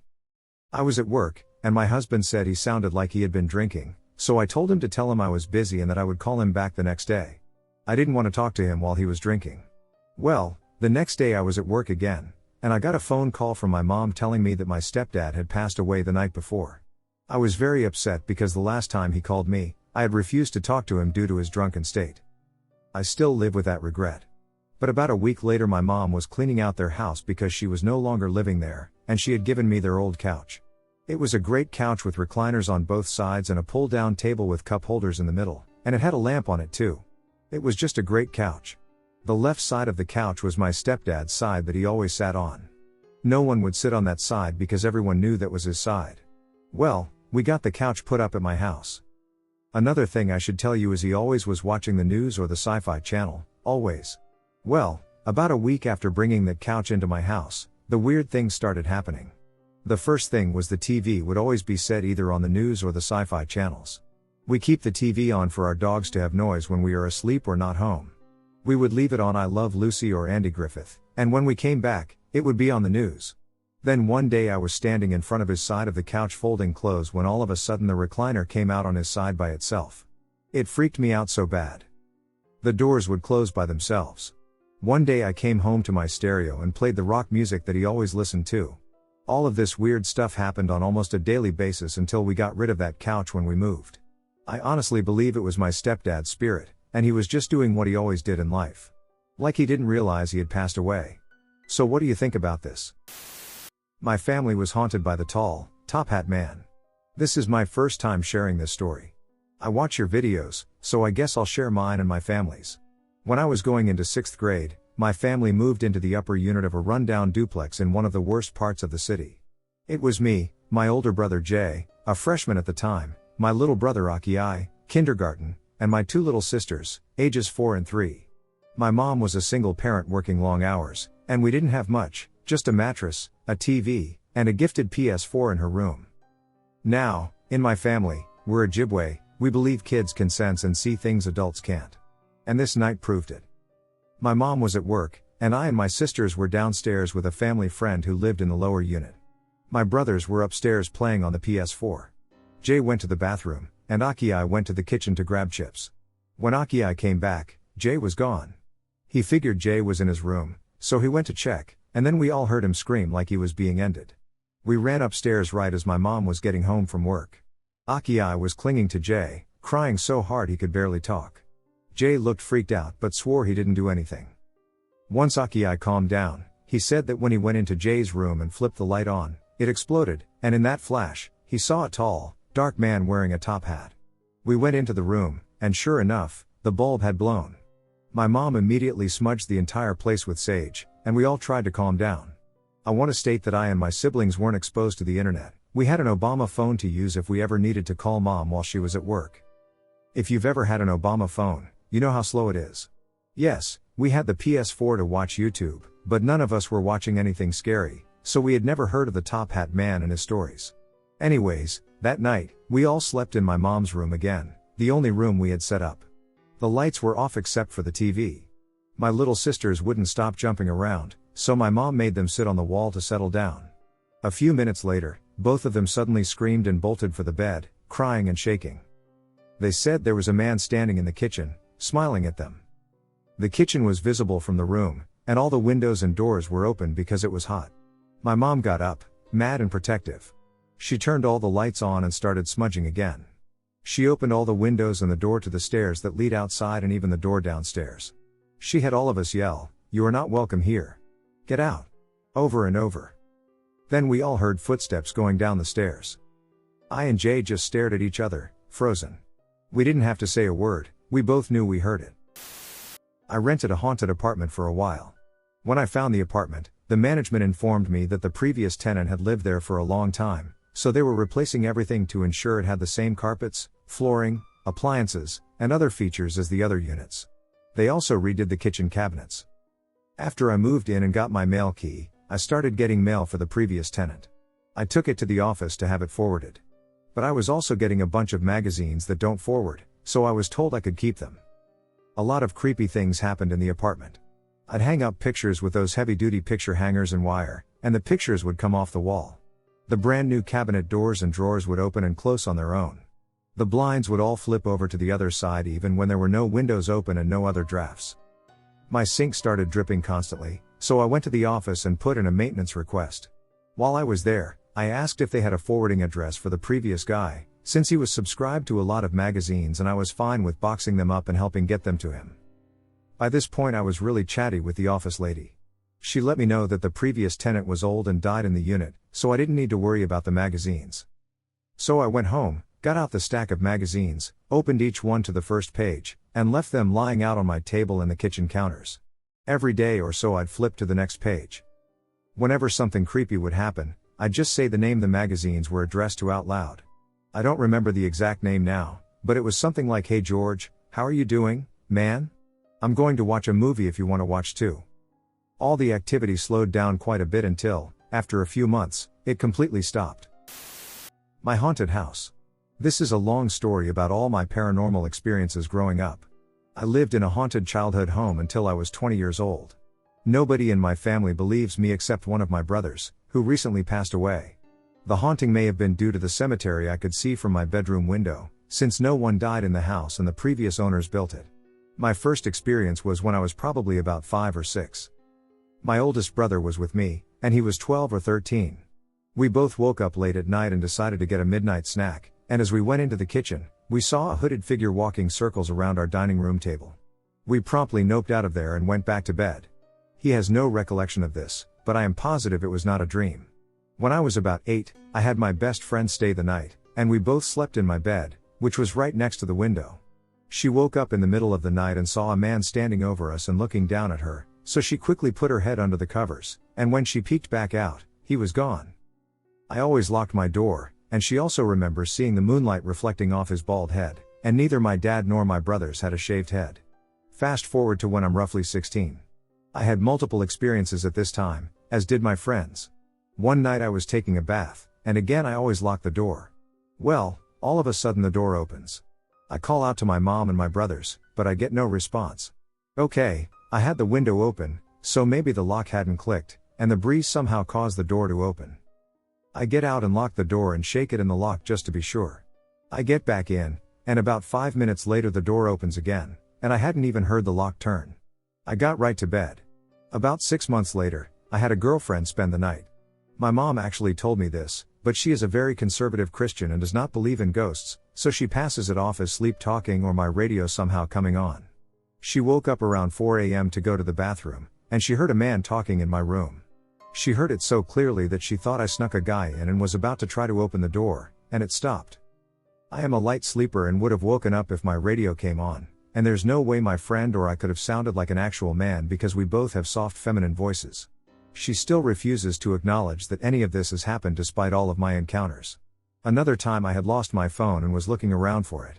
My dresser was all the way across the room from my door, and I was about to walk out to search the living room when a piece of paper blew off my dresser onto the floor despite not having a fan going or a window open, and I was already across the room. I cautiously went over to it and picked it up, and my phone was under it. I just said, "Thank you" aloud and went to bed. I'm not sure why I was specifically targeted for all this paranormal activity, and the only reason why my brother Jordan believed me is because he had heard voices a couple of times. I have a couple more stories, so if you're still with me, then thank you for listening. I'm still in high school at this point. My friends and I were hanging out one night just driving around, and it started to get cold, so I wanted to stop by my house really quick to grab a jacket before heading to a party. I forgot my house key, and no one was home, so I told them to hang out at the front door while I went around back to enter through the garage, where we have a spare key stashed. I had just lifted the garage door when I heard my friends screaming, so I ran back to them to see what was going on. They were looking in through the window in our door while they were waiting for me to go through the house and let them in, and they saw the silhouette of a man standing in the hallway past the front door. I went without a jacket that night. The last encounter I can remember was when I was 19. My mom and her siblings went to Italy with inheritance money from my grandma when she passed away. So naturally I decided to throw a couple of big parties. I don't let my friends drive drunk, so some people crashed at the house. My best friend was sleeping on the couch in the family room, and my brother was sleeping on the couch in the living room. He is a notorious snorer. There's probably about 20 feet between the two rooms, and you have to go through the kitchen to get to either one. The kitchen had a half wall that started at about 5 feet, allowing a view into the family room. My best friend woke up to feel like she was being watched, and she saw the silhouette of a man standing behind the half wall. From what she's told me, the shadow man had to be at least 7 feet tall, but in her half-sleep state, she asked Jordan what he was doing standing there. And that's when she heard him snore loudly from the other room. She didn't sleep very well that night. We sold the house to a coworker of mine, and she and her husband told me their stuff would go missing and turn up in different spots all over the house. I have since lost touch with them, so I don't have any more updates. I know this was a really long one, but thank you for listening if you made it to the end. Some of the creepy encounters that my family has experienced in our haunted house. I was asking some of my family members what they had experienced in our house. My stepdaughter's experience. My stepdaughter lived with us from the ages of 17 to 18, and she stayed in the room that our son stays in now. She told me one night she went to use the bathroom and shower, and she had a conversation with a woman that she thought was me. The door was shut, so she thought I was sitting on her bed talking to her because whatever it was mimicked my voice, and she had a 20-minute conversation with whatever it was. Now I remember this happening because I and my husband, her father, were in the living room with our son watching TV. I remember her coming in the living room and telling me it was rude to just walk off in the middle of our conversation, and I and my husband told her I hadn't gotten up off the couch at all since she had gone to her room. My husband's experience. This one happened when our son was around 3 to 4 years old. I had wrecked my car, so my mother came and got me and my little boy. My husband had come home from work, and he knew I was with my mother, but he came in and saw a woman that looked like me walk into our bedroom. He had a 3 or 4 minute conversation with her. He was in the living room. He lays his paperwork from work on a table in the living room and goes into our bedroom, and the woman he was talking to was gone. He goes back into the living room to call me, and the paperwork he had laid down was ripped into pieces. My oldest sister's experience. Her ex has custody of their daughter, and they live in Ohio, we live in Tennessee. He brought my niece down for the summer to let her stay at our house. My sister stayed at our house during the summer, and she and my niece occupied our son's bedroom. My sister said she woke up feeling uneasy and looked in the corner of the room, where the little girl, whom my son called Little Sarah because he didn't know her name, was sitting with her elbows on her knees and her hands propping up her face, just staring at my sister. My sister threw the covers over her head and started praying, feeling as though an eternity passed. However, when she peeked out from under the covers, the little girl was gone, so she sat up in bed to go to the bathroom. We have connecting doors from our room to our son's.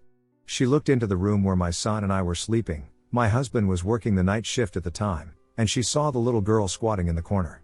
Needless to say, she never went to the bathroom that night. She lay back down, threw the covers over her head, and didn't come out until daylight. Now this happened tonight. My son woke me up at 12 o'clock and asked, "Mom, what were you just whispering to me?" I told him I've been asleep, I haven't whispered anything.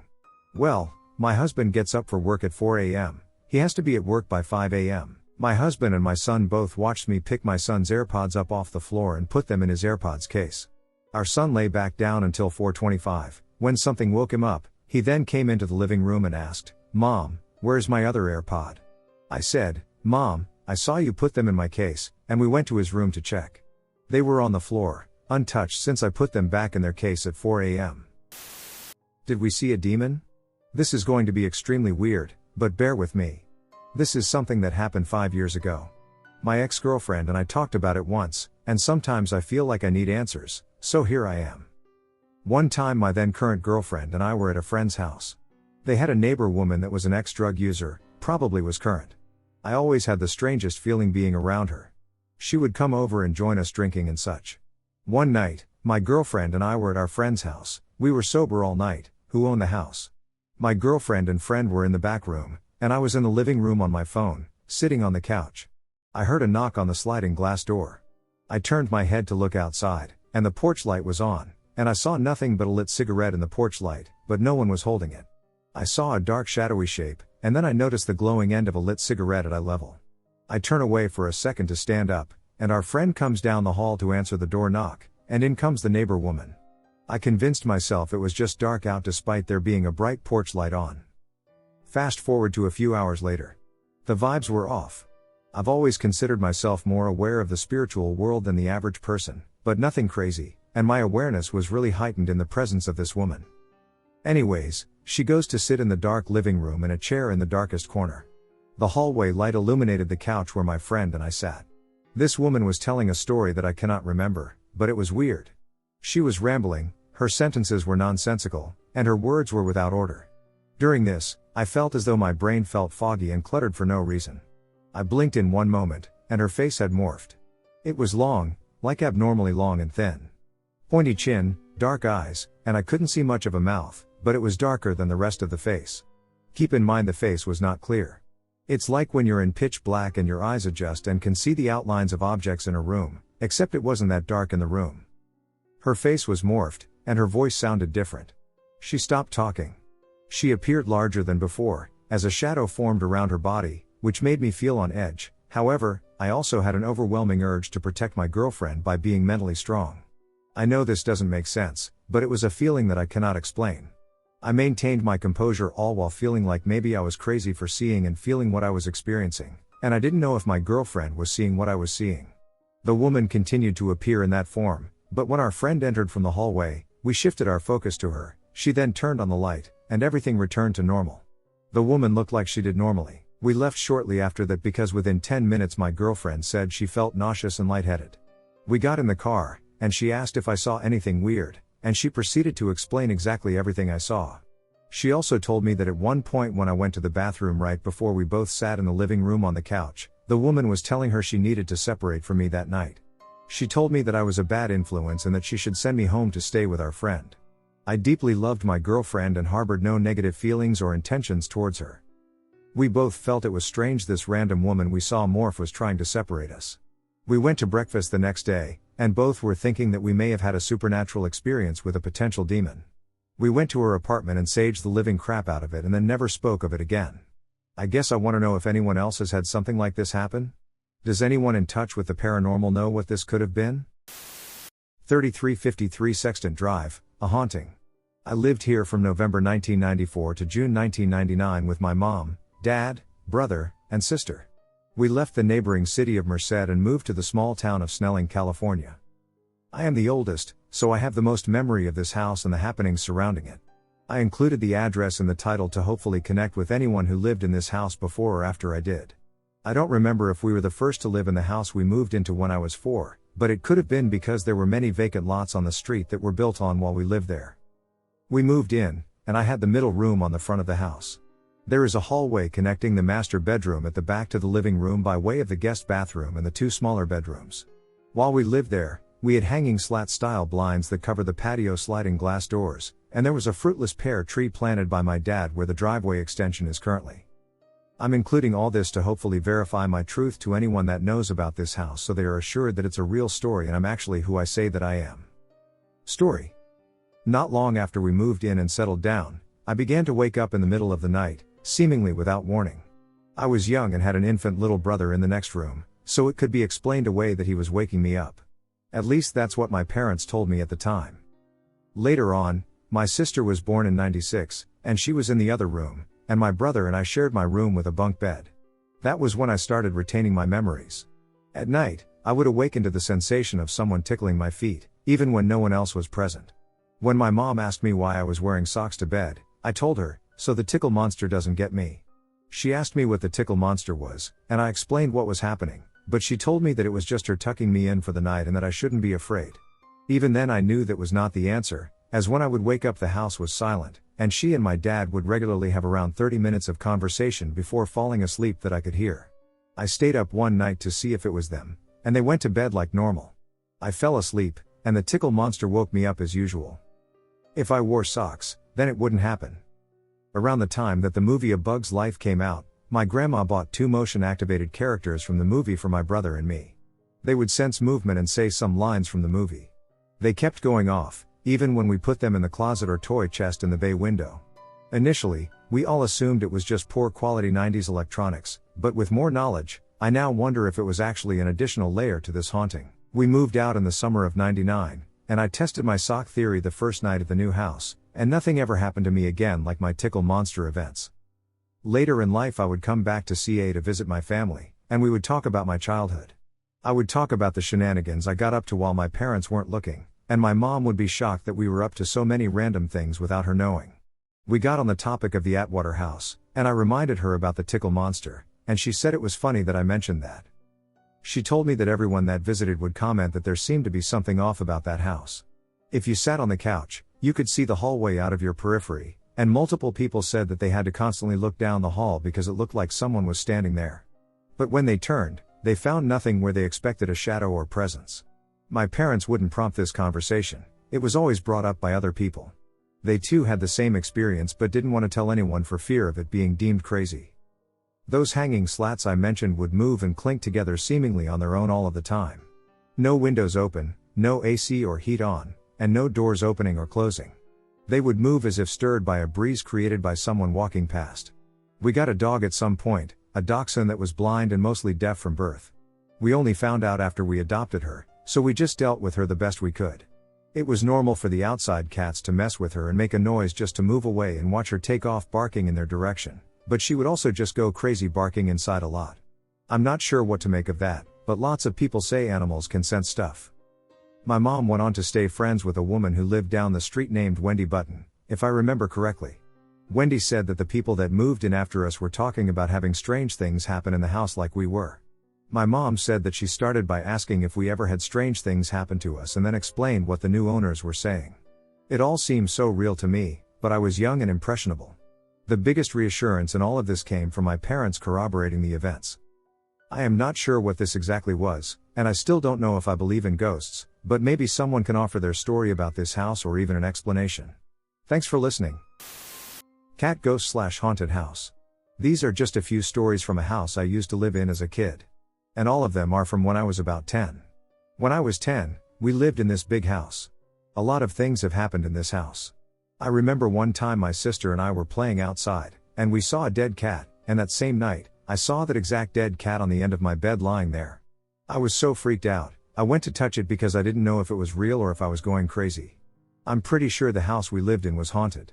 I used to wake up most nights downstairs on the couch with the TV on, but it was always static. I never knew how I got down there. I would freeze up every time I woke up downstairs. I would get so scared and confused as to how I got down there. I always woke up around 3 a.m. Sometimes if I fell asleep downstairs, I'd wake up upstairs. I would ask my mom if she took me upstairs. She always said no. So this story is the one that freaked me out the most when I was a kid. One night I was having trouble sleeping, and it was pretty late. I also used to sleep with the door open. I was lying down facing the door, and my dresser was next to my bed, so I couldn't exactly see the door, but I kept hearing someone walking around upstairs. My sister and I used to scare each other because we thought it was funny, so I thought it was her walking in and out of my room. I was getting annoyed because I was already having trouble sleeping, so I yelled at her to stop. I thought she was hiding by my dresser, and she wasn't saying anything. She was nowhere to be seen when I stood up to tell her to leave. I was getting scared at this point. I laid back down and kept hearing someone walk in my room and go by my dresser. I got up again to see if anyone was there, and I kept thinking it was my sister, but there was no one. I went to my sister's room to verify whether she was joking with me, but she was sound asleep. Everyone in the house was as well. I went back to my room to lie down, and I was super scared but managed to almost fall asleep. That's when I heard someone walk into my room, but this time it sounded like they were walking towards my bed.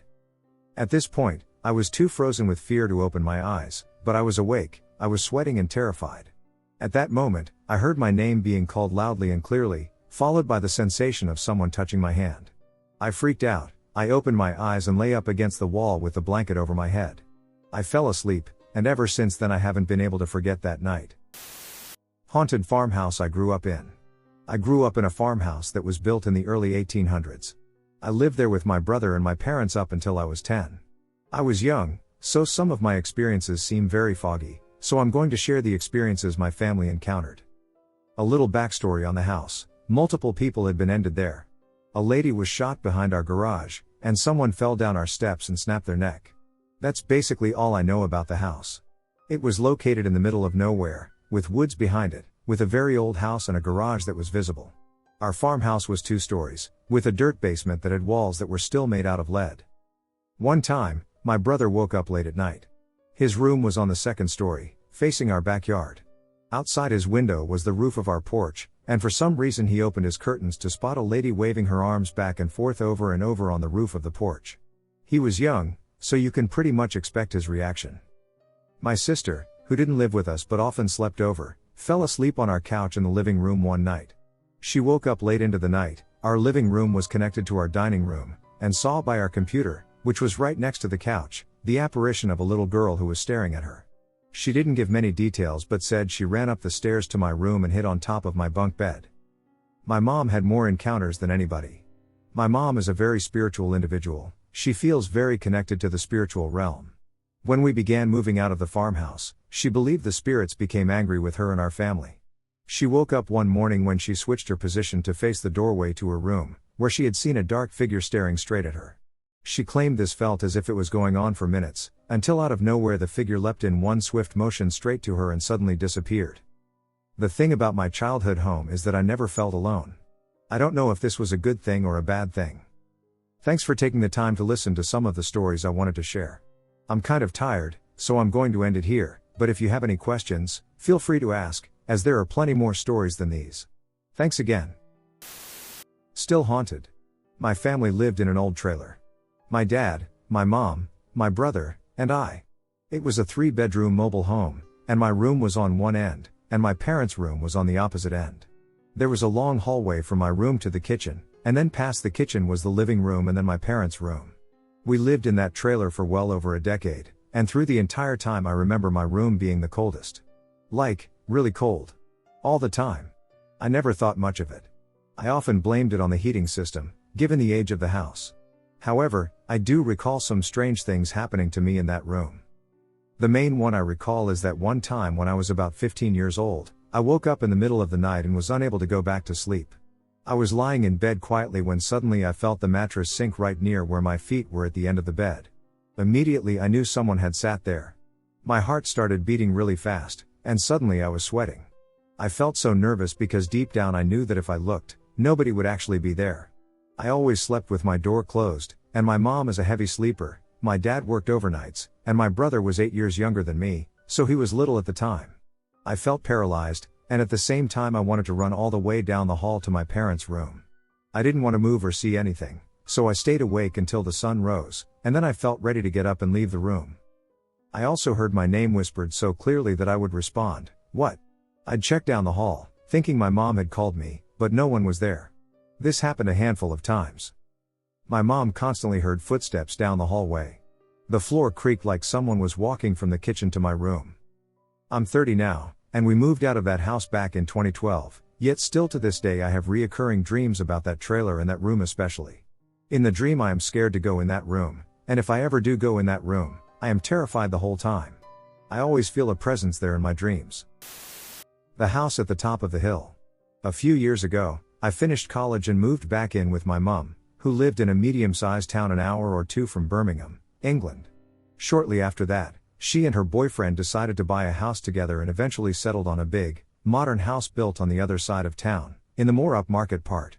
It had rooms for all of us, me and 2 of my brothers, as well as a partial attic conversion, accessed through a staircase in my room, that would serve as a bedroom for my mom's boyfriend's son when he came to visit. It was a nice house, with a big kitchen, a huge conservatory, that we essentially used as a second living room and a venue for parties. The house had 3 bathrooms, one connected to the kitchen downstairs, one upstairs, and an ensuite that was accessed by a short corridor running behind the stairs leading to the master bedroom of my mom and her boyfriend. From the beginning, the house unnerved me due to its dim interior and the tendency of mom's boyfriend to avoid turning on the heating, which resulted in the house always feeling slightly cold. Despite its size and ample space, we all eagerly moved in and began the process of unpacking, among other tasks. As I mentioned before, my room was connected to the attic by a staircase. The staircase actually extended down into my room itself and had a banister but no dividing wall. It also did not have a door to the attic at the top. We hung a curtain so that mom's boyfriend's son could have privacy on the weekends he visited. I would hear things up there in the night, often coming semi-awake in the early hours to bumps and scrapes and even what sounded like footsteps. This was a modern house, though. The previous owners had been its only previous occupants, so I put the noises down, in the cold light of morning, to birds or something.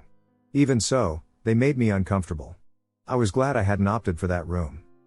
About 2 weeks after we moved in, I woke up in the night to the familiar sensation of a screaming bladder. I was 21, I liked a beer, so this was nothing new. I got up blearily and opened my door, which faced the staircase down to the ground floor. Immediately, I was struck by a sense of dread. The house was in darkness, but midway down the stairs it seemed much, much darker, almost thick, as though if you were to put your hand out into it, you'd meet resistance like pushing your hand into treacle. I went quickly to the toilet on the second floor, did my business, and went back to bed, though my attention stayed on my bedroom door for quite some time before I eventually went back to sleep. This phenomenon occurred regularly, though not every time, when I went to the toilet at night, and it became clear over the next few weeks that everyone else was hesitant to go downstairs to the toilet in the dark. Even if the second floor loo was occupied, other family members would wait for the person inside to finish, even though it would have been quicker to go downstairs. Some years later, discussing that house around wine, we all agreed that the darkness on the stairs was somehow too dark and sort of expectant. Nothing really ever came of that patch of too much darkness, mind, because none of us are brave enough to walk into it. So, to the attic for now, then. I should give you some background on my mum's BF son. He was the same age as my brother Glenn, 17, but he was closer mentally to my youngest brother, Anthony, who was 15. He was odd. He'd push people's buttons just to see them squirm. He'd scare our 2 cats. I've always said that if I heard he was arrested for murder, I'd be utterly unsurprised. When he stayed, he'd stay in the attic room above mine, and I'd hear him moving around at silly times of the night, pacing around in there seemingly at random, making strange noises, like crashing books together, I believe, to either wake me up or creep me out. It was his thing. A while after we moved in, he bought a big, 2-handed wood chopping axe for no apparent reason and kept it up there. He once swung it at the head of one of Glenn's friends and stopped a few inches before hitting him because he thought it'd be funny. Like I said, I heard things from the attic, even when he wasn't there. I'd taken a job at a pub/club nearby and sometimes didn't finish work until 3 a.m. On nights like that, rather than wake people up, I'd sleep on one of the oversized sofas in the conservatory. I slept there more often because I wouldn't be woken up at night, wouldn't have to deal with my boyfriend's son's oddities, and wouldn't have to confront the eerie darkness on the stairs. Soon, I would receive an offer for a full-time job in the neighboring town and prepare to move out. BF's son got more erratic after I left, and BF himself became more controlling, drank more, and wouldn't hear a bad word said against his increasingly unstable son. Eventually, Mom and her boyfriend broke up, and she and my 2 brothers moved out. But not without incident. My mom called me up one night out of the blue, rattled as all hell, and asked if I was free to have a drink. It was pretty late, but something in the way she asked told me she really needed to see me. She and her BF had all but split up. He was drinking a bottle of vodka a night and passing out on the couch, and things were pretty tense. Fortunately, her BF's miserliness meant he could afford to give her half of the money for the house outright, and she was just waiting on the keys to her new place. That night, though, she'd been getting ready to go out and see her sisters. She was in the ensuite, just out of the shower, and opened the door back into the master bedroom, at the end of a short corridor, remember, when she heard, and perhaps sensed, something rush from the bedroom towards her.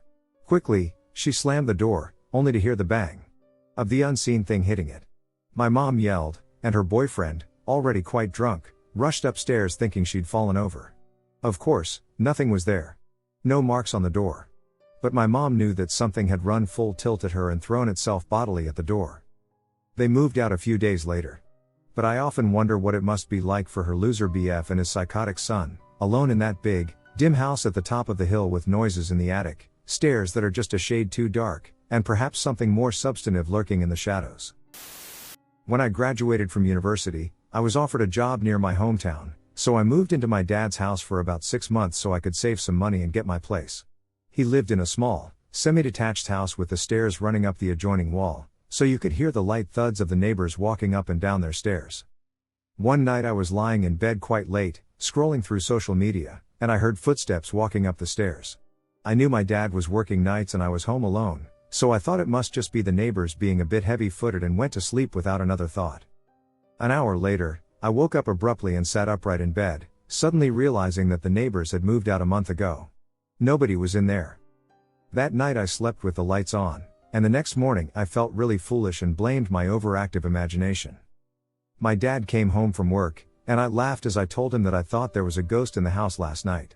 He looked at me and said he was convinced that the place had been haunted ever since he moved in, but he never told anybody because he thought they would think he was crazy. Relaying it back now, it doesn't seem that scary, but it really frightened me at the time. Creepy entity or ghost encounter in a hotel? Around 3 years ago, my fiancée, now wife, and I were staying a few nights at a small hotel/hostel in Budapest, Hungary. There, we encountered a very strange paranormal presence that started out just absurd but grew very creepy. We were there for 4 nights, and 2 of those there was nobody in the other rooms. I never saw any cleaning staff either. Our room was at the very end of the corridor, and there was a long balcony that stretched past all the rooms but only had one door, which was at the opposite end of the place. We originally had to get the key from another hostel about 20 minutes away, and they told us to be very mindful of it because there were currently no copies. After the first night, sometime during the day, my fiancée found a weird lump of polymer foam next to her pillow. It was the kind used in old furniture from the mid-1900s. There was no such furniture in the room, and the foam in the mattress was both much denser and a completely different color. Every time we left or slept, we'd find a new lump of foam in the same spot. Each one is a different type of the stuff, with different colors and densities. Bizarre, but not clearly creepy or paranormal. We were looking for possible explanations. But there was nothing that had these materials in it. There were no vents and no ceiling insulation. This was an old Baroque building. They couldn't have entered through the window, as the shutter had a tiny hole that let in little light. Before we left, there were at least 5 completely different lumps of foam. All appeared in the same spot. We just laughed it off. But toward the end of our stay, things took a spooky turn. There was a strong wind that night, and it was darker than usual. Sometime around midnight, we started hearing the sounds of doors and windows slamming all over the place. Since we were trying to sleep, I went to check it out. It was really loud. Most rooms had their doors open because we were the only guests that night. So I checked each room for open windows, and there were none. I figured the doors themselves must have been slamming, so I closed them properly. Now, I could hear slamming from the kitchen. So I went there. The only open window in the entire place was located there, but it had an object preventing it from slamming shut. The sound had faded a lot, but it was still there somewhere in the rooms. So I walked out on the balcony and along it to see if there were any open windows or blinds slamming in the wind. But there were none, and I could see into the rooms and confirmed that there was nothing and nobody in there. The odd thing is that it didn't feel too windy out there, not nearly enough to cause the slamming or even that dull wail of the wind that was audible inside. The slamming had mostly subsided, so I went back to the room. It felt different somehow. My fiancée seemed more scared now. I got back in bed and told her I couldn't find any sources of these sounds. We both felt pretty spooked at this point, so we decided to leave the lights on and try to go to sleep. But there was a presence in the room, and it grew more and more intense. The slamming got louder and louder, and the lamp was flickering. We could feel the presence creeping closer. I was trying my best to focus my mind and defend against whatever this entity was. I'm getting shivers just from writing about this. Somehow, it just disappeared all of a sudden, and the lamp went back to normal. The slamming stopped, and soon the wind calmed down a bit. I felt really exhausted, so I crashed soon thereafter. My fiancée told me the next day that something had still felt off for a while after and she'd had a hard time sleeping. My house is suddenly classically haunted. I've lived in my home uneventfully for the last 5 years. Strange occurrences have begun in the last month that seem almost mundane in nature. There's no weird vibes. No feelings of being watched or apparitions. There isn't even really any spookiness coming along with these events. Things that I can't explain are simply happening and happening often. This was day 1 of strange events. I hope you can help me make sense of things. Firstly, I'm sitting on the couch, and 2 books fall from my bookshelf. Although this is odd, as they're not precariously stacked or close to the edge, I barely react at all. Perhaps my neighbor slammed their door or something. Fine. Whatever. 2 hours later, 1 chess piece is knocked off my chessboard. This is a little harder to explain. I feel like a directional force is required to disturb just one object from a surface that's specifically designed to be flat without even knocking the others off their squares. This is weird but not impossible to rationalize. Maybe a draft or convection current. Who knows? At this point, I say aloud in my house, okay, one more thing, and I'll take this seriously. The same night I'm lying in bed, and my television downstairs turns itself on. Now this event on its own wouldn't bother me, electronics often do weird things. But the fact that it's the third unexplained event of the day had me puzzled. Particularly because I rationalized to myself that the same force, wind, neighbors, subsidence, that knocked the books must have knocked the chess piece. I can't see how the same force could press the on button on my control. It's clearly unrelated. Since then, similar mundane and odd things have happened regularly in my home. The guitar strums itself at night, the cellar door is open in the mornings, etc. The thing that has me confused is the lack of any agency or intent I feel in these occurrences. I perceive a sense of movement rather than displacement. Does anyone have any advice on what equipment I can buy to capture some of these events? My town is haunted as hell, but no one cares. I've lived in this town since I was 9, and I've been in this town for my whole life because I have family that lives here. In the past 2 to 3 years, I have begun biking with my friends at unusually late hours. There is a part of our town where a trail was built over a destroyed graveyard, and my friends and I, starting with just one friend, were biking down this trail at a reasonable hour, but it was getting quite dark, and suddenly her phone battery died completely.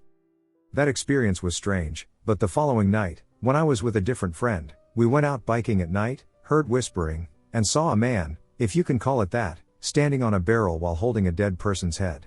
We saw that man many times that night, so we stayed in for the night after that. Haunting in Laramie. I have lived in some very old apartments in Laramie, Wyoming. The oldest by far was in their historic downtown, above a bar. Although it was a nice sunny apartment, I had a variety of creepy things happen there. I had never felt in danger from the spirits who lived there, but it did make me somewhat uneasy. To truly understand why this apartment was spooky, there are a few things you need to know about Laramie, Wyoming. It's an old west town that had a lot of violence early on. From Prohibition-era police chases, lovers' quarrels, and bar fights, the town has a pretty big cemetery. That cemetery was also moved, and who knows how many bodies they missed, but that's a story for another day. Laramie is also known to have had an underground tunnel that linked most of downtown together. This tunnel has been closed since the 80s, they say, due to it being unstable in parts and all the violent crimes that took place in it. Coincidentally, my basement was connected to those tunnels, although it was blocked off. My old apartment also used to be a brothel. One cool indicator that it was the fact that there was a window pane on the door. The curtain to the window pane would be open if a lady wasn't busy and closed if she was. This actually was a really common thing in downtown Laramie apartments since there were so many brothels. Some of these brothels were even open till the mid-1980s. I really felt as if the spirit or spirits haunting there were former ladies who worked there, especially because they never truly scared me besides this one time.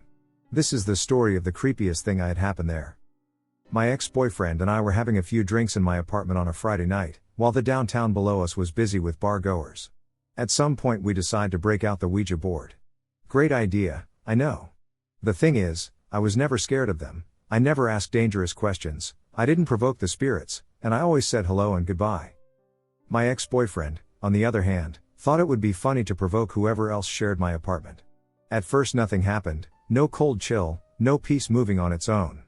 Then he decided he wanted to go to the very, very creepy basement to play. I opted to stay upstairs. Within minutes of him being downstairs, I felt a cold chill, and all of a sudden my kitchen light burst. The entire time I was waiting for him to come back upstairs, I felt an uneasy feeling as though someone was watching me. We quickly put it away, and he buzzed about how wild it was that the light went out.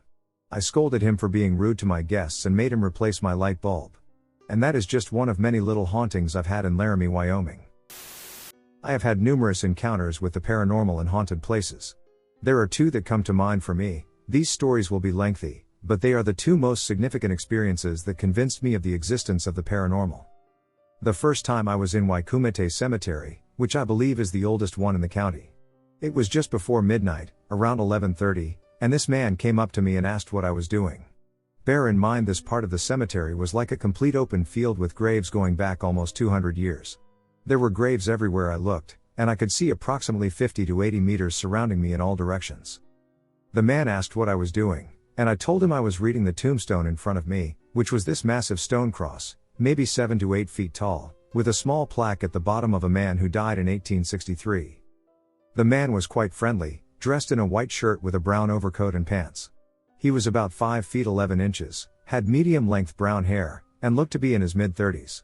We had a great talk about the tombstone and I obviously didn't know anything about the dead man, but this person seemed to know a lot about the history of the man. He explained how the man who died was some sort of politician and was ended by some native.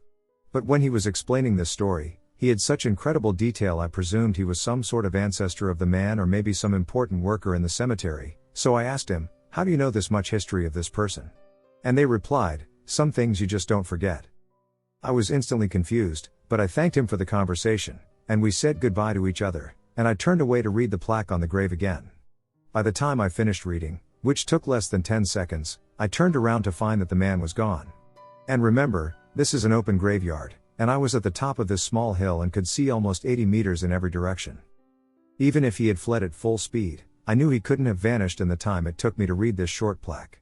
I instantly felt a sense of fear and discomfort as I was looking around me again, puzzled. I'm not sure how, but I strongly believe that man was the person who was buried in front of me. The way he spoke, how he dressed, and the amount of information he knew about the deceased man deeply offended me.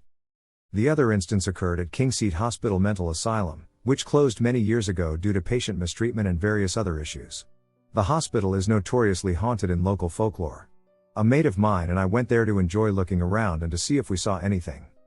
As you drive through the gates, you will see many buildings along the entrance, including several that are part of the property, with the main reception hidden among the trees. This massive, towering building is in a state of disrepair, but we looked around and realized that all the surrounding buildings actually had people living in them. Later, we discovered that the surrounding buildings were rented out at a low price, as evidenced by the washing on the lines, a couple of cars, kids' bikes, and other signs of life. We went to the main reception building through a window on the side, hoping nobody lived inside the main building. We found out later nobody does. We had a little walk around the halls, and this place is ducked. There was a great deal of damage and vandalism, along with feelings of dread, hopelessness, and even anger. It felt like I could sense the emotions of those who may have been housed here. My friend was also quite spooked, and he is a much more experienced person when it comes to the paranormal investigations, which did not help my nerves at all. My friend is a type 2 diabetic, and we were walking down this hallway on the second floor when we came to this door. We decided to enter the room, which was large and had what appeared to be actual blood stains on the floor, along with scratch marks on the hardwood, as if someone had been trying to claw their way through it. This was the point where it was just too much for both of us, and we turned to leave, and just as we were coming to the stairwell to go downstairs, I turned around to see my mate slumped over the inner windowsill, which was weird to me because I didn't hear him fall over, and I turned around to ask what he was doing, and he was slurring his words and mumbling. I thought he was having a diabetic episode, and I knew he didn't have an EpiPen with him. I pick him up and slump his arm over my shoulder and go to walk him out and carry him, and as we're walking, he's trying to talk to me, but he's mumbling his words and is talking quietly, and by the time we make it down the stairs after what feels like forever, I feel like absolute shit. I'm stressing out as well as having those feelings of dread and anxiety. He starts yelling out of absolutely nowhere, and from someone who a second ago couldn't even speak a sentence, he starts absolutely yelling louder than I've ever heard him before and starts speaking nonsense like he's speaking in a language I've never heard, and when I look at his eyes are in the back of his head, and his legs give out. I started praying because it was the only thing I could think of, and as I went to pick him up to walk through the door to the room with the window we had entered, I heard a loud slam from upstairs. And I start moving as fast as I can with him, but he's heavier than me. With all this adrenaline, I manage to lift most of his weight to the point where he starts sort of walking with me to the window. And as I start to pray louder and we're getting closer to the window, I hear someone stomping down the stairs. When we got out of the building as he was coming to, I kept praying until we got to the car in front of me.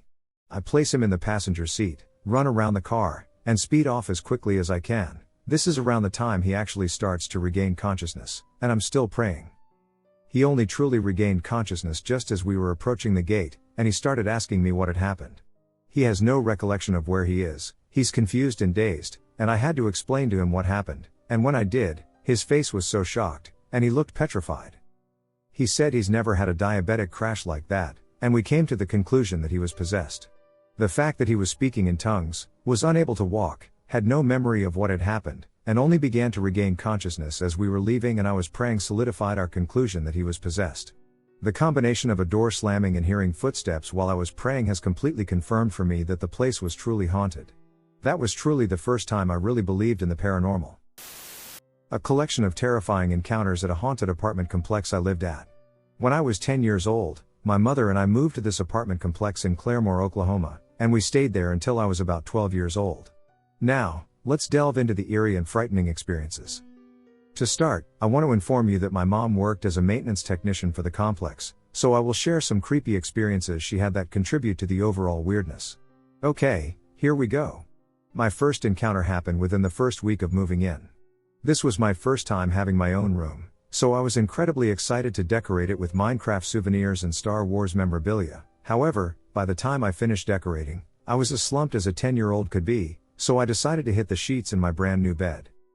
My dog, Buddy, and I got comfortable in my new bed and went to sleep with a light-up star machine bathing the ceiling with the galaxy and countless stars. Now keep in mind how I said Buddy was in bed with me. I quickly fell asleep, which is super unusual because I suffer from some bullshit insomnia, and to my surprise woke up sometime before 4 a.m. I didn't wake up feeling well rested and ready for a day full of Legos and fruit snacks. I woke up feeling groggy and confused, but that wasn't the weird part of this. My dog Buddy was standing outside my open bedroom door, growling and staring into my lit-up room, and that shit scared the heck out of me because Buddy wasn't a vocal pup and had never growled, barked, or made any sounds because he's a service dog. I sat there calling to him, trying to get him to come back into the room, but he wouldn't budge, so I got out of bed, probably shaking, and walked out of my room to see what was wrong with him.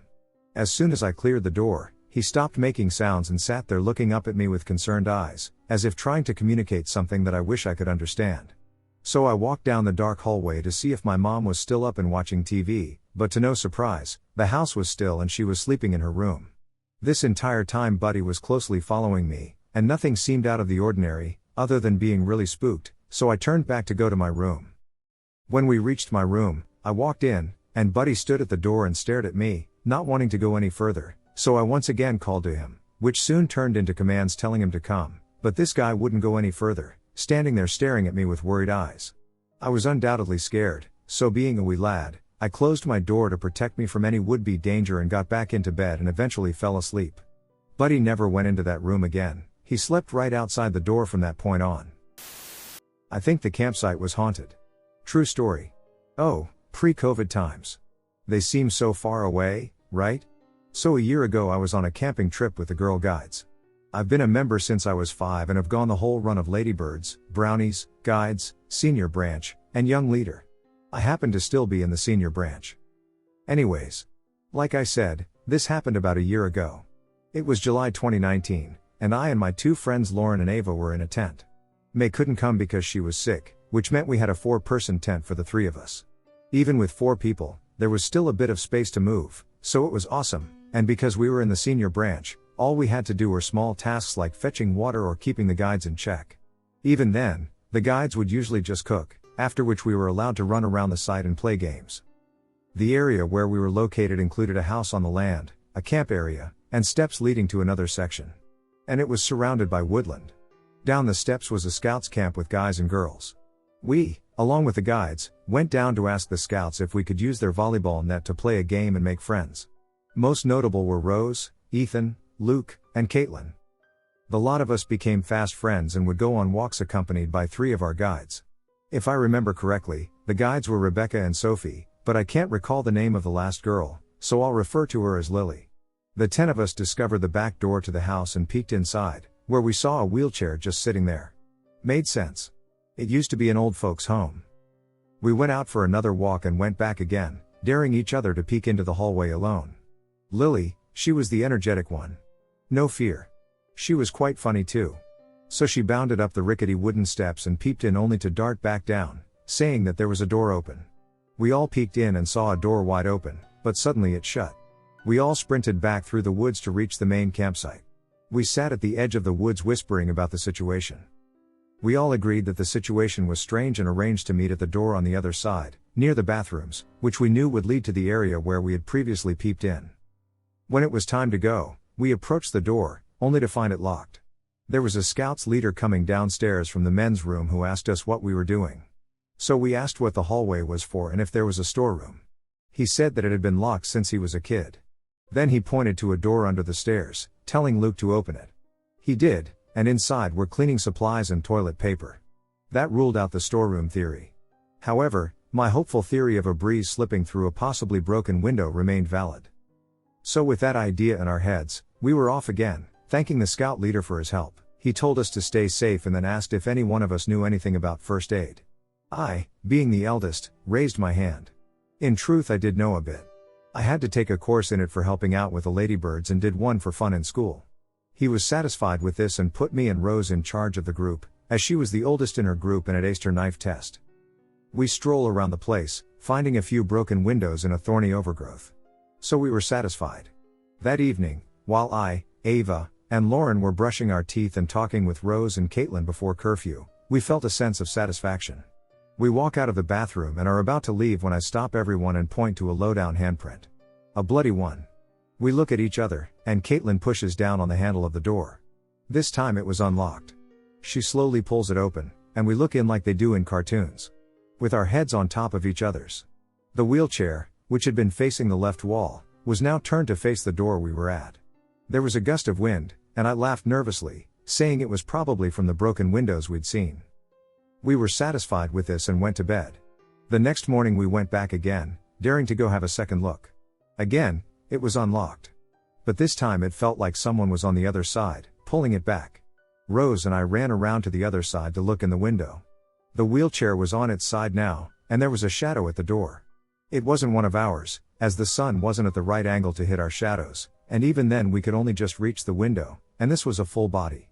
So we ran back and dragged the other 2 out by their hoods. Much to their displeasure. We pulled them around to show them, but by the time we got there, it was gone. As was the wheelchair. Needless to say, we didn't go back to the door for the rest of that trip. In fact, we stayed as far as we could from it, not venturing into the woods to even try to find the animal, which was a hybrid of a squirrel, cat, badger, raccoon, fox, and dog we invented after hearing a mysterious rustling sound in that middle of nowhere campsite. The girls and I explained our story to the others. Including that nice scout leader who said that when he was a kid and camping there, he and his friends had seen a shadowy figure going up and down the stairs and through the door. I've lost contact with everyone in this story. Haven't even gone back to the site since. I mean, I can't. But I'll be slow to go back to the creepy house's back door. As much as I love adventure and creepy things, that was just too much. Haunted Airbnb? Recently, my friends and I, about 9 in total, stayed at a large Airbnb house. This house had 3 stories. On the first evening we were staying there, I was in the middle story when I heard what sounded like my friend call out to me, asking me to come upstairs to help them. I shouted back, "What's up?" They responded with, "Just come up and I'll show you." I went upstairs and straight to the friend that I was talking to. He seemed very confused. According to him and everyone around him, no one had said anything. I thought I might have imagined someone talking to me, as no one was chatting then. I assumed they were messing with me and went on with my day. The next morning, a friend who wasn't aware of the previous event said that she was a little creeped out by her room. It had a wardrobe with sliding mirror doors. She had closed the wardrobe doors before leaving the room, but when she returned to go to bed, she found them open. She thought nothing of it, closed them, and lay in bed on her phone. She says that later the doors slid open by themselves again. She closed them, assuming that maybe the house is slightly slanted or something. The doors later slid open in the opposite direction. She didn't sleep well that night. The last incident came on the last day we stayed there when a friend of mine mentioned that the piano creeped him out at night. I mentioned that there was no piano. He said he distinctly heard a piano playing at about 3 a.m. A different friend later also claimed to hear a piano at 3. We tried to rationalize it, saying maybe someone was watching TV or some video on their phones. I asked around, and no one was awake at 3. That's it. Sometimes we found sliding doors open that we thought we had closed, but with so many people in the house, we couldn't be sure. There was no way to explain the other stuff, though. Haunted asylum, attacked by a demon. This happened a couple days ago. My family and I went to an old asylum while on vacation. They had renovated it up a bit and put a couple of stores and a restaurant inside, so my father thought it would be a nice place to visit. When we first drove into the driveway, I was overcome with dizziness. I couldn't see straight, and I couldn't finish typing the message I had been typing before we pulled in. As I got out of the car, the dizziness subsided for the most part, and we all went inside. It still looked like an asylum. The doors were like metal cage doors, and the floor was old and cracked. The walls were old yellowed bricks, and there were entrances that were covered over with more bricks so no one could enter. As we began walking down the halls, I noticed something was off. The overall feeling in the place was just terrible. I started getting a headache, but it was only minor. I know spirits can give people headaches and stomach aches, so I was not surprised. As I said, mine was minor, but I couldn't help but notice that my sister was getting worse and worse. As we continued walking down the hall, we stopped to look at one of the stores. There was an old-looking metal door that resembled something that would be on an animal cage. It was just a pitch-black empty room on the other side. I had mentioned to my mother the feeling I had about the place, and so as a joke she held me close to the cage and said, "Look in there. Do you see a ghost yet?" As they were all laughing, I stood there in shock, for there was someone on the other side of the gate looking back at me. I ripped away from her grasp and kept walking down the hall away from the cage-like door. My sister was giving me a look, so I knew she wanted to tell me something. We went off to the side, and she told me she had a terrible pounding headache. We kept walking as she told me about it, but I could see she was getting worse, like she didn't know where she was going anymore. I took her outside the building for a minute to help her head and told her to pray and imagine a white light around herself. And she did this and started to walk away from the building. Her headache was getting better. My father scheduled for us to eat inside the building, and our table was ready, so we were forced to go back inside. She told me her headache was even worse than before and that she was about to pass out and that the praying and white light now made it worse.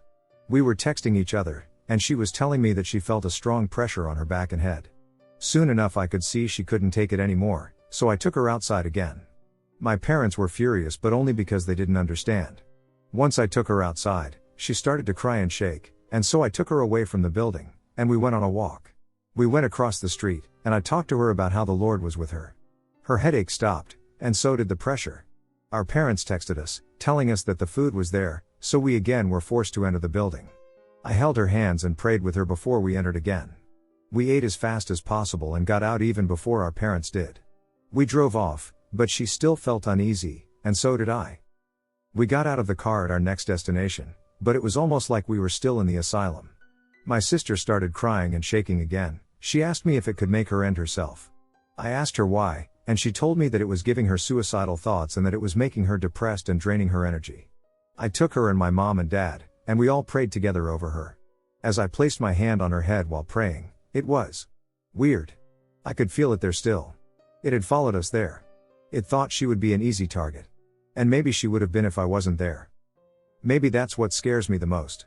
I'm not sure if it's gone or not, but when we arrived back at the hotel, I saw and heard someone following me in the hall, so I thought it was my sister, but when I turned around, no one was there. But that could have just been a different spirit. I'm pretty used to them now. Last night my sister and I didn't sleep. We were kept awake all night. Maybe we were scared, or maybe we were kept up by something else. Something dark. Something inhuman. I guess we'll know soon enough. Won't we? Experiences from a 600-year-old cottage. My family has always been interested in the paranormal. My mom met my dad at a spiritualist church when he was a practicing medium, and they were always very open about the subject. I can remember a few odd things growing up, and especially from a certain childhood home, but I will save that for another time. I was always slightly attuned to picking up strange feelings in the air or knowing when something was a bit off. My partner is the complete opposite. He is very skeptical and will always look for the logical option. We moved in together about a year after first meeting, myself, Andy, my partner, our dog, a soppy Labrador called Merlin, and 3 cats. The first house we lived in was fine, with no activity at all. But then came the time that we needed to move to a rural part of our county, Gloucestershire, for anyone who is interested, for Andy's new job. I had actually grown up in the small town that we would be moving to, so I knew it well. The house that we chose was a large cottage on the outskirts of the town. It was well over 600 years old and had been part of an old hop mill before being converted to a cottage in the early Victorian age. It was directly on the side of a busy main road, had no garden, but was opposite open fields, great for the dog.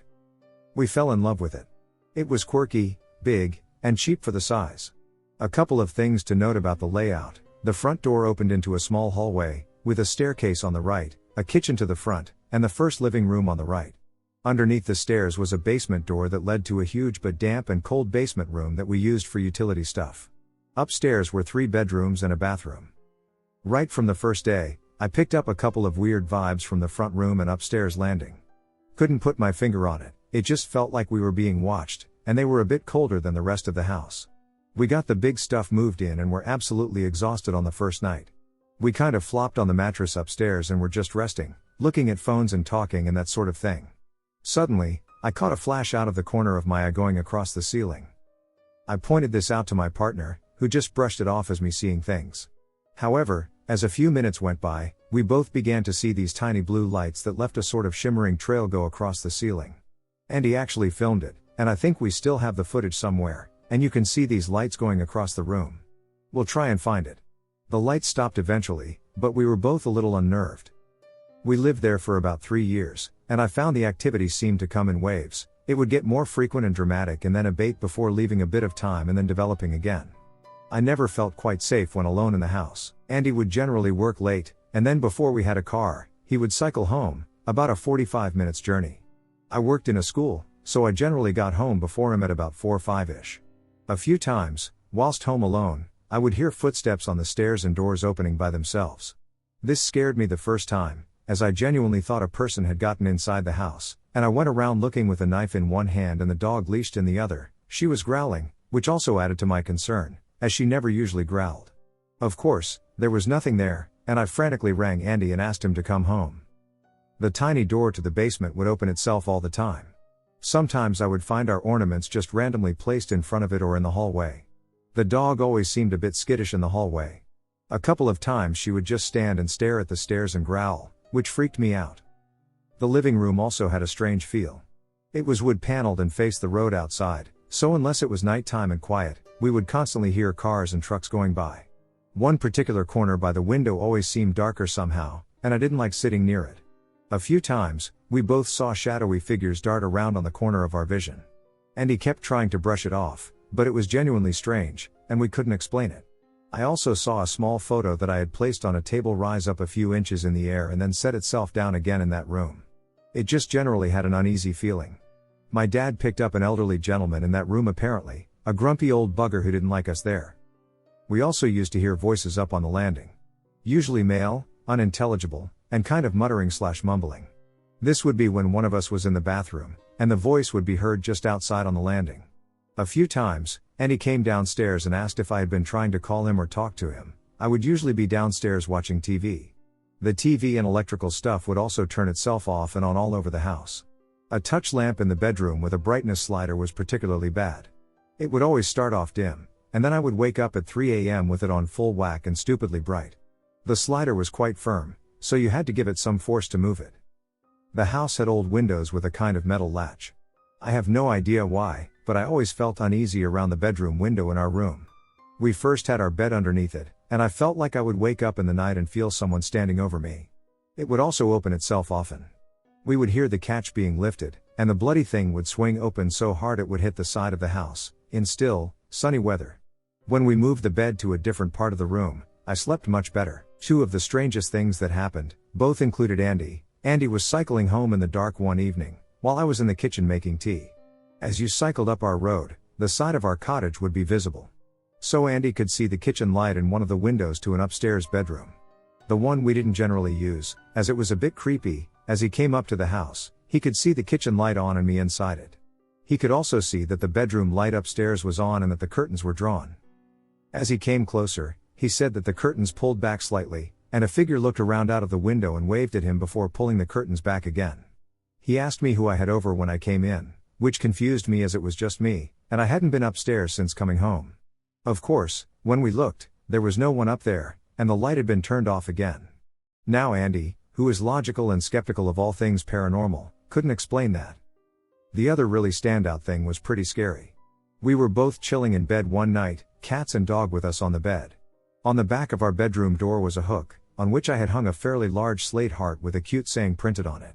For some reason, we both looked towards the door at the same time. The heart began to lift itself up slowly in the air, and then it absolutely slammed itself back down so hard that the whole door shook. We were spooked.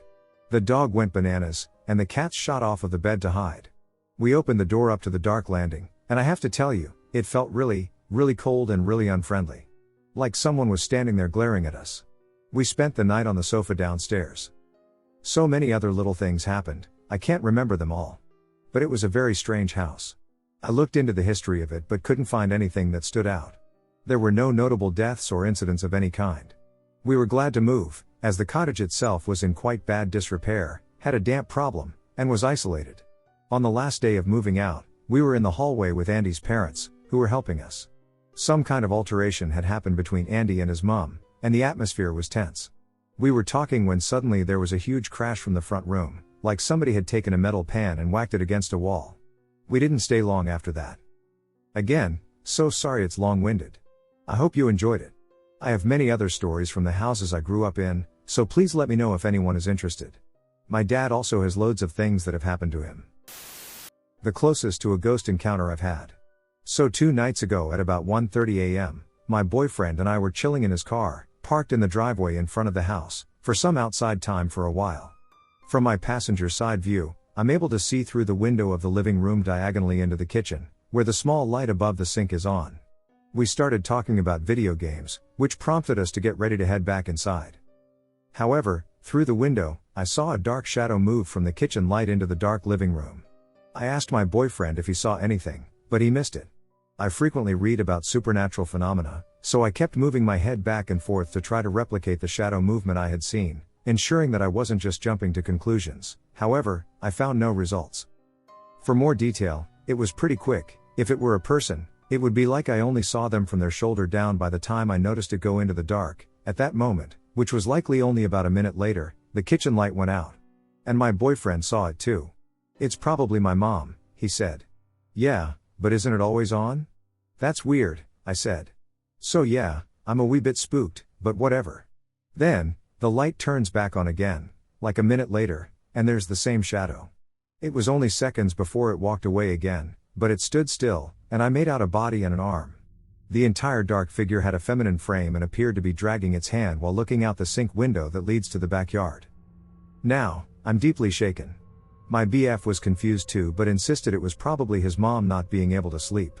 I get pretty spooked easily, but it was weird actually having real visual evidence. Anyway, we went back inside, and I scanned the room for any evidence of anything but saw nothing.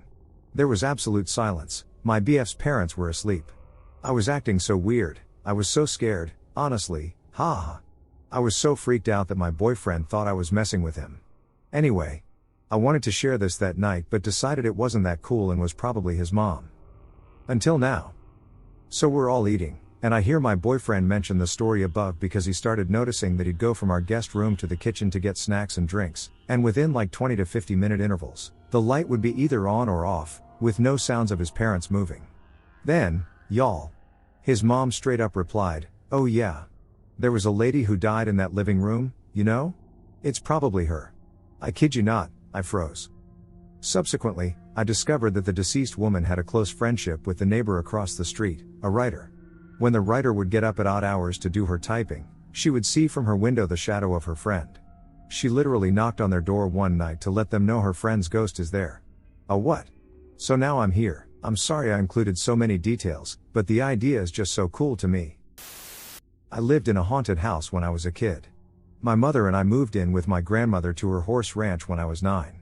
To this day, my mother still claims that one of the worst decisions she ever made was giving me the upstairs left room instead of the right one. There was a walk-in attic attached to the left bedroom, and something about the room and the attic gave my mother a bad feeling. Mostly things were normal in the beginning, but at night, really quietly, I could hear what I thought sounded a lot like a baby. It sounded so far away it could have been from outside.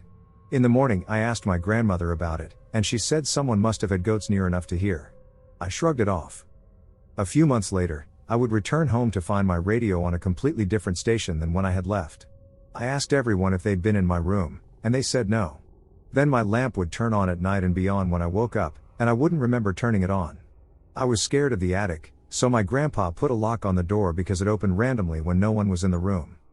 One morning my grandmother was staring out at the pastures through the kitchen window when she told me to come look. My grandfather was walking across the field with a bucket of water, and he was talking to himself.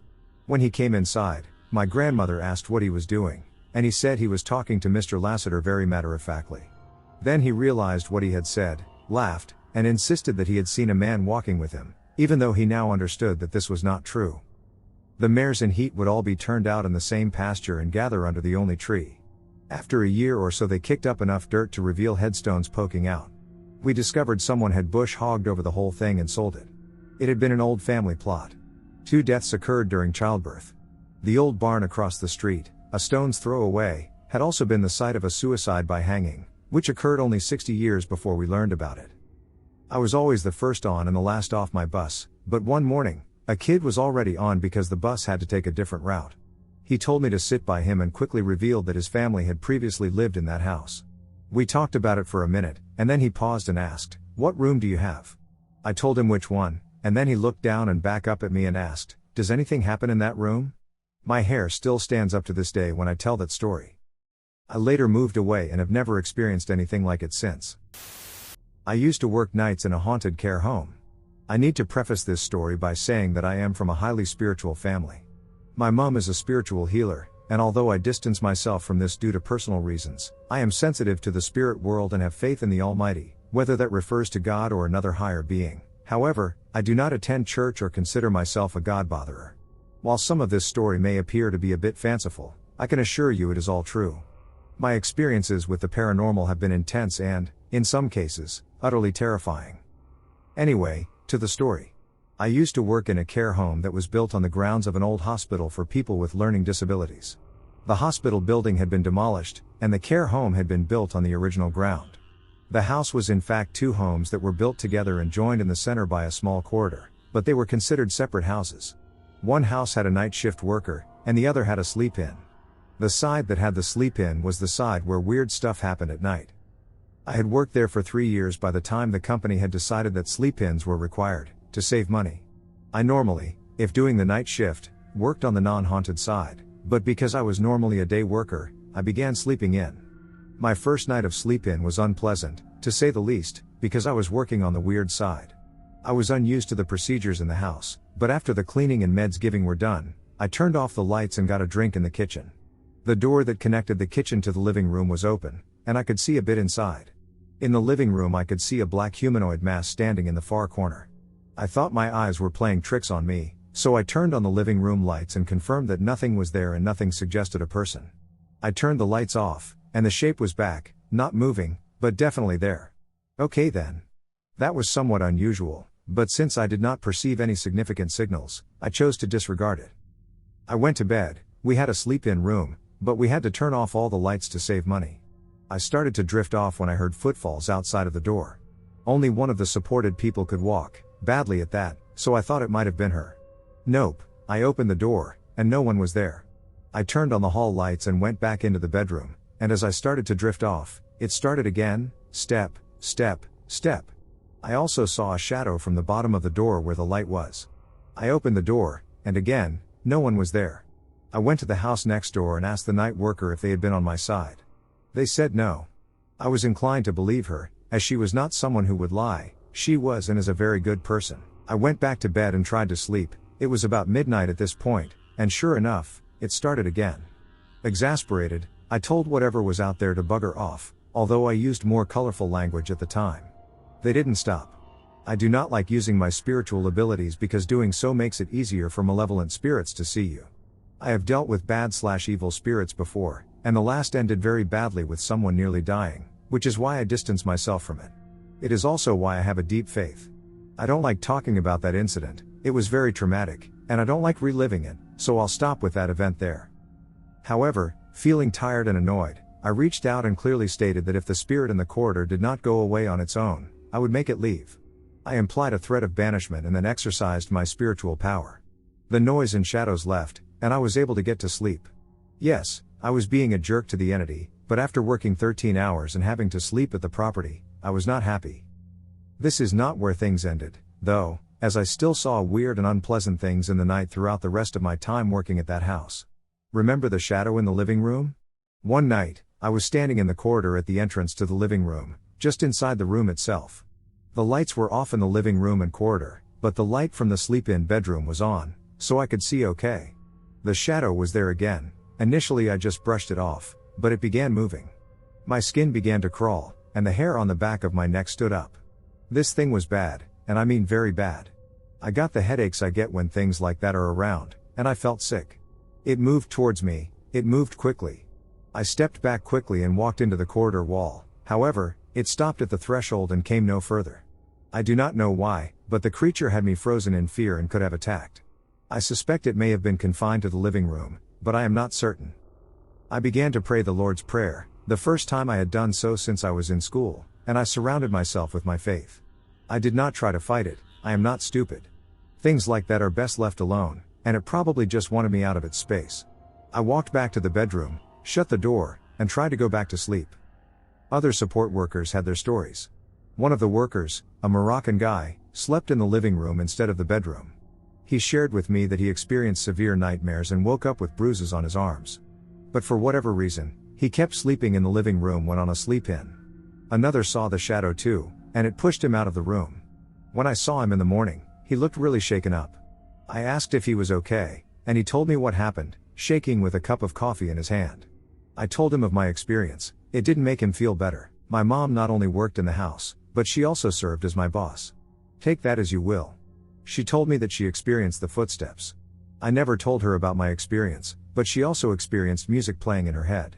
This old but really annoying tune. She tried to do what I did to make the music go away, but my mom isn't as strong as I am and doesn't have the same level of faith. The music just got louder in her head, driving her mad. The footsteps and shadows in the corridor were also really bad. She pleaded with the spirit to leave her alone, saying that she wasn't interested in harming her and that she just wanted to go to sleep. Eventually the thing left her alone, but it left her shaken for a while, and she struggled to sleep in the house for a long time after. While this story might not be the scariest, I needed to get it off my chest. I stopped working there about 4 years ago, and I never intend to return. Although, not because of the spirits. Weird encounters near my cottage. Does anyone have any similar experiences? For context, I'm currently staying in a fairly rural area, and I have a few neighboring houses near me. I'm currently staying at my parents' summer cottage of sorts trying to study for my flight school finals, but I want to state with absolute confidence that I'm not aware of any neighbors staying here at this time, as it's still wintertime, and most people do not have the proper equipment to keep their cottages warm at this time. All of these events began last Thursday, which was just a couple of days ago. I don't recall the exact timings of these incidents as clearly as I would like, because I have tried to limit my phone usage to focus entirely on my studies. However, since the sun was quite low, I would estimate it was around 5 to 6 p.m., which is when it typically starts to set. I was out to grab some dry wood from the storage to keep the fire burning for the night, and I heard a car driving on the dirt road down from the property. I was pleasantly surprised, as I hadn't had any company during my stay, so I started heading down to the road to see if it was anyone I knew.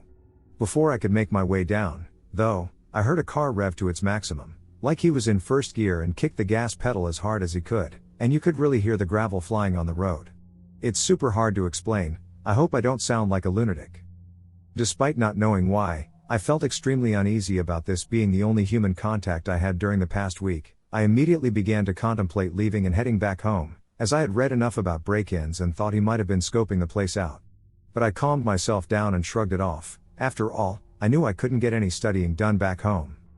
Fast forward to Friday, and I had just settled down into my bed, which is located on a sort of loft in the main house. I was watching an episode of Family Guy, and I have a decently sized window that overlooks the front side of the property, and I can also sort of see the parking area down the hill. I say sort of because there are a ton of trees and a storage building placed in front. Now I don't know what kind of error could have caused this, but there's a motion sensor placed on a tree so you can potentially park a car there in the dark. I don't own a car. I arrived on my motorcycle, which I locked in the storage, so the motion sensor couldn't have detected my vehicle. Now the horrifying thing was that the motion sensor went on in the parking area. And when it did, it stayed on for about 30 seconds before it went off and then almost immediately back on. It did this for, not even kidding, 15 minutes or so straight, until it went dark. Now if this was a horror movie, I would have gone and checked that, but I was literally sitting on the edge of my bed with poop in my pants. I started Googling what could have caused it, and I came to the realization that it was probably an animal. Maybe there's a bird nest located there. Nothing unusual occurred on Saturday, but the final straw happened just a couple of hours ago, and I can't quite identify what it was. The isolation could be making me crazy, or it could be the fact that it was an animal, but something about it still gives me shivers. I was going to take a piss. We don't have a built-in bathroom, so I just do it near the woods. I was in the middle of my business when I heard footsteps, like literal footsteps. They must have been made by an animal, but I have no idea what kind it was. Now I'm going to try to explain this the best I can before I try and call my parents again. Hell, I don't even know if I can share this. The service has been so bad today, I've literally had times I haven't had service for multiple hours.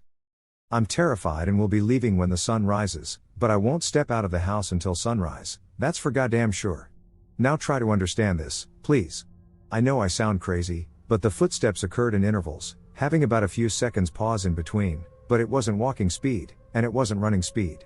It was abnormally fast, like someone was stomping their feet on the ground as fast as they could and then stopping until they did it again. I ran inside and locked every single one of the doors and closed the blinds. I repeat, I don't have any neighbors staying near me, nor have any cars driven past our road today. I'm still hearing sounds outside, but it could be my mind playing tricks on me, and they are not as distinct as the stepping sound. My best guess is it's an animal of sorts, which is why I won't call the cops.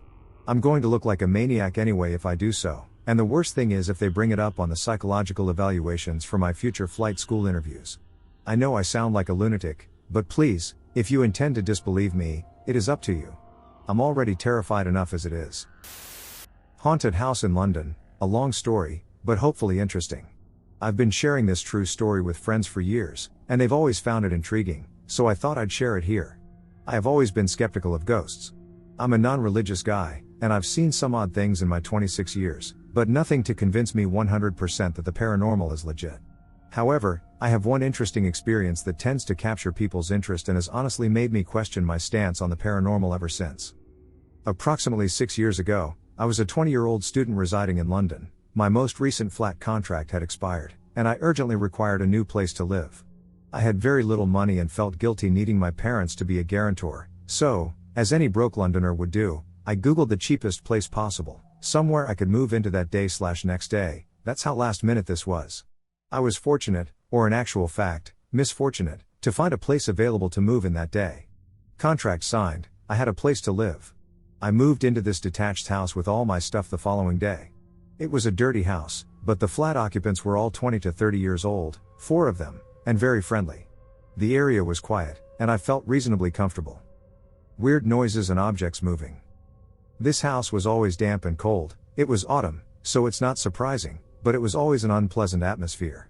The garden was overgrown and creepy, the windows that faced it were scratched, cracked, and looked very dirty. The hallway light didn't work, so the entire interior of the living room and hallways connecting to rooms was pitch black at night. The bathroom was just something else.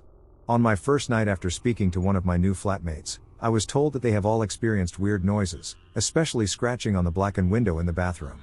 I laughed this off as nonsense, probably a tree brushing it when it gets windy outside. So, after a couple of weeks, I finally started noticing weird occurrences in the building. My room's window faced the driveway, and I preferred to keep my curtains closed because it was a west-facing room. I didn't like the sunlight pouring in and blinding me every day. So, I would close the curtains in the morning, head to class, and then come home to find the curtains open more than halfway. This happened every day. In fact, I could come home from class, close them again, go out to work/see friends, and come home to open curtains, yet when I was in the room for hours on end, they never moved when closed. A bit weird? My windows were closed/locked, and so was the bedroom door when I was not there. I was the only one with a key, I hope. Also above me was an attic. No one lived up there. It appeared to be a secured storage room, I assume, but during the night I could hear what seemed to be foot stomping, 2 individuals walking around, children running, and occasional whispers, somewhat unsettling. However, I suspected that someone within the house had access to this room and was using it during the night. For reasons unknown. But no one was up there, the room was locked. Sometimes at night, I would climb the stairs to the door, attempting to gain entry to see who was inside, but without success. I never saw anything but could always hear these footsteps. This part is relevant later on. One of my flatmates was a very religious man. I could hear him pray 5 times a day, and he was always friendly and open to discussing his faith as well as listening to me express my concerns about the terrible condition of the house. However, he did not hear or notice anything unusual aside from the unhygienic state of the place. He decided at one point to head home to Algeria for a few months with his room locked. New flatmate. After 6/7 weeks of living there, one of the other occupants moved out, and a room was available there. I told a friend of mine that was as desperate as I was weeks prior. He moved in within a few days, and things were great. We worked and went to the same university, so it was cool hanging out with a friend. I told him the stories. Due to his religious beliefs, he wasn't a believer in ghosts and, like me, wasn't fazed by the stories, but he began to notice things too. The same stomping noises upstairs, the scratching windows, and my curtains opening on their own. He felt like he was being watched all the time. He noticed the shed in the garden had a broken panel and could easily imagine someone being inside sometimes, watching us in the kitchen when we made food. Routine pest control opened the shed during a visit one day and found 6 dead rats and a pile of hollowed out bees in there. Creepy, but no monsters? My friend and I were eating dinner after work in the kitchen one night. I was facing him in the door to the hallway, while he was facing me and the sliding glass door that gave access to the overgrown jungle garden behind it. I remember seeing him turn pale, jump to his feet, and ask me in a very frightened tone, "Can you come to my room?" I laughed and asked why. He said, "Seriously, can you please just come to my ducking room, please? This is not a joke." He then bolted to his room, like he was running away. I finished my sandwich with the final bite, without even considering to turn around and see what had so frightened him, and proceeded to his room. He locked the door, sat on his bed, and turned on his PlayStation. After a few minutes, he calmed down, and as he started playing, he told me he saw something in the garden, a woman in a white dress. She walked across the garden, 1/2 meter from the glass, she almost floated past, and then she vanished. He kept saying, "We have to leave," but seeing something changes everything. My room scarred him and everyone else the most. Another flatmate told us they thought they'd seen me in my room peering at them on the driveway through a 20 centimeters gap in my curtains one night. They said they saw the shape of a person's head, but I was elsewhere that night and on all those occasions, and I never peer at people through my window. Things get worse.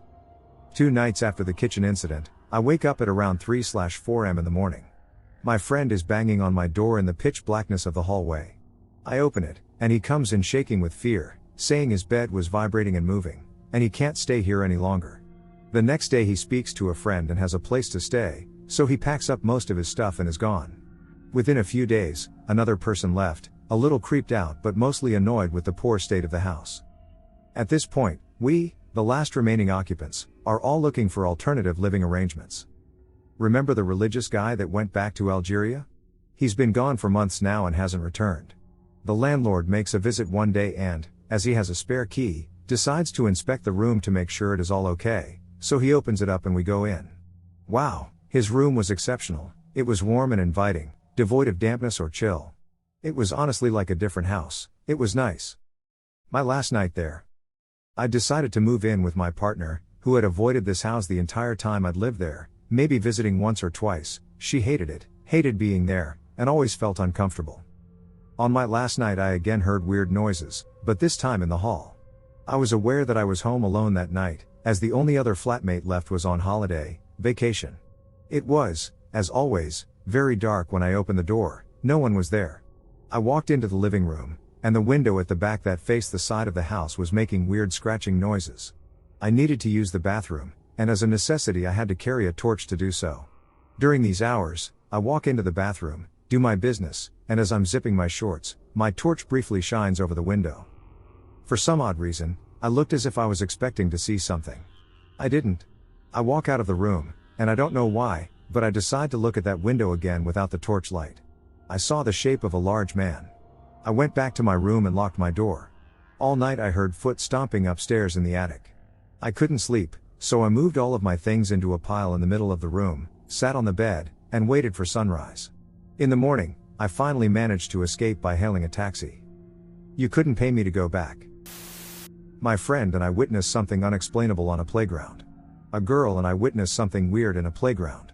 One dark night, at around 3 a.m., my friend Emily and I shared a cigarette on her front porch. We faced an old community playground that was built just across the street from her apartment. The night had engulfed the small park, and only a few streetlights dimly lit the edges. Trees surrounded the perimeter, and in its center were aging wooden structures for kids to play on. The air was already a bit eerie, but it suddenly took a turn when we heard a voice come from the darkness. It was soft enough that I couldn't understand it, but Emily and I both agreed that someone was speaking from the structures. Soon, we heard a reply, and then maybe a third, until at least 3 distinguishable adult male voices were quietly conversing in the middle of the night. And this is when it gets weirder. The voices soon came to a halt, and then Emily and I both witnessed a flashlight turn on and start looking around the playground floor. The light illuminated the ground around them, but we couldn't distinguish any physical characteristics. We heard some footsteps as they were walking in and around the structures, but other than that, they were in silence. Soon after, a second flashlight turned on. Next, a third. Then a fourth. Until, one by one, a total of 8 or 9 different flashlights were suddenly lit and roaming the playground. Their steps grew louder as they paced across the wood chips. The lights that turned on were maybe 10 to 15 feet apart from one another. So it wasn't like people huddled, turned on their flashlights, and then spread out. It seemed like they were already planted in separate places to start. Soon after, they all stopped, all at once. No more footsteps. No more lights. No more voices. It was like they all completely vanished. We were mind blown. All of this happened in, 2 minutes or less. We finished our cigarette and stayed outside a bit longer. No one seemed to enter or exit the playground. We saw no cars turn on or go by. We quietly listened for more footsteps or voices, and there was nothing. We both recounted what we saw and confirmed that it couldn't have been a hallucination. It really happened. To this day, I have no explanation. In the late 80s and early 90s, I lived in an older 3-story house in one of the first neighborhoods built in my town. I had roommates, and we rented the top 2 floors, and 2 other girls rented the bottom floor. The basement, which spanned the entire length and width of the house, had an outside entrance that we all used for storage, and the landlord had installed a washer and dryer for our use. Nice guy. A wooden divider with shelves for storage was on the right of the door when you entered the basement. Also, when you walked in through the outside door, the dryer was straight ahead. The divider wall had a door near the dryer that led to the washer. This space was a huge room with little in it but the washer. The whole basement had dirty floors, so both the washer and dryer were up on concrete blocks to keep them off the dirt floor. Numerous events transpired in that house, and I harbor no doubt about its haunted nature. But this is the one thing that really scared me. I was doing laundry one evening. My roommates were gone, and the girls living below us did not have a car in the parking area, leaving only my car. I had already put a load in to wash and walked down to take them from the washer to the dryer. I walked in, walked towards the dryer, turned right through the doorway, and approached the washer. I set my basket down, and because I'm short, 5'3", the washer was too deep for me to reach the clothes in the very bottom. So I would hop up, balance myself on my belly and hips on the side of the washer, feet off the ground, and duck into the washer to reach my clothes. Right as I was reaching for the last of the clothes, I was patted hard on my back. 3 hard pats. I jumped up and spun around to see who it was, and no one was there, but the room, which was always cool, was cold. It was summer in the southern USA, and I was wearing a tank top and shorts. There was no way anyone could have gotten back through the door without me seeing them. I hastily exited the basement, navigated the driveway to my door, ascended the stairs, and made my way into the living room, all while shaking uncontrollably. I announced to whatever was there, "I don't mind sharing space with you, and I don't mind the little tricks you play, but you are never allowed to touch me again." As I said, many incidents happened in the years I lived here. Some would startle me, but this is the only one that really scared me. I never felt like it was evil or meant any harm. It, or they, just made their presence known from time to time. Some scary things that have happened to me. Apologies for the length of this. To give a bit of context, my grandparents used to live in this big old house in the south of England from the 1970s through the 90s, when they died. The house was built in the 1700s. My dad and his sister jointly acquired ownership of the house after my grandparents' death. They renovated it and used it as a wedding function type place. Sometimes guests would hold their wedding there and then leave that same night. Other times the wedding party would stay in the renovated bedrooms on the first floor and leave the next day. The first floor has about 10 bedrooms, while the second floor contains an additional 20 or so, which were originally used by the servants who lived in the house during its earlier days.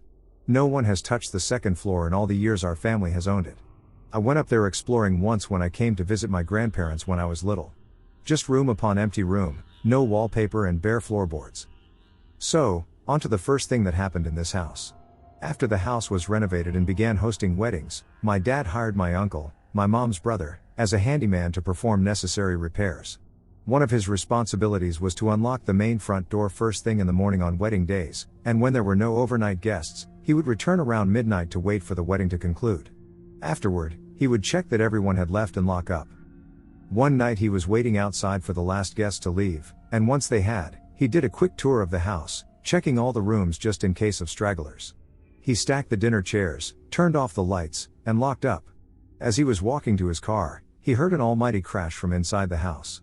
He assumed that the stacked chairs had fallen over, so he turned and ran back. As he got to the front door, he could hear a piano that was in one of the ground floor rooms being played in a way that wasn't any recognizable tune, more like someone randomly hitting the keys. He panicked and assumed he had locked someone in.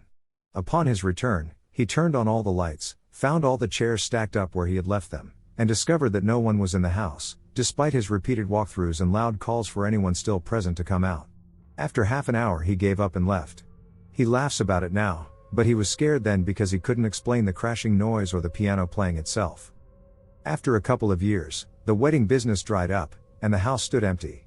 We were in the middle of moving, and after the sale of our old house was agreed upon and a move-out date was set, the purchase of our new house fell through, leaving us in a situation where we still needed to vacate our old house but had nowhere to go. My dad's solution was for us to go and live in my grandparents' old house until we could find a new house, and we were there from July 2001 through February 2002.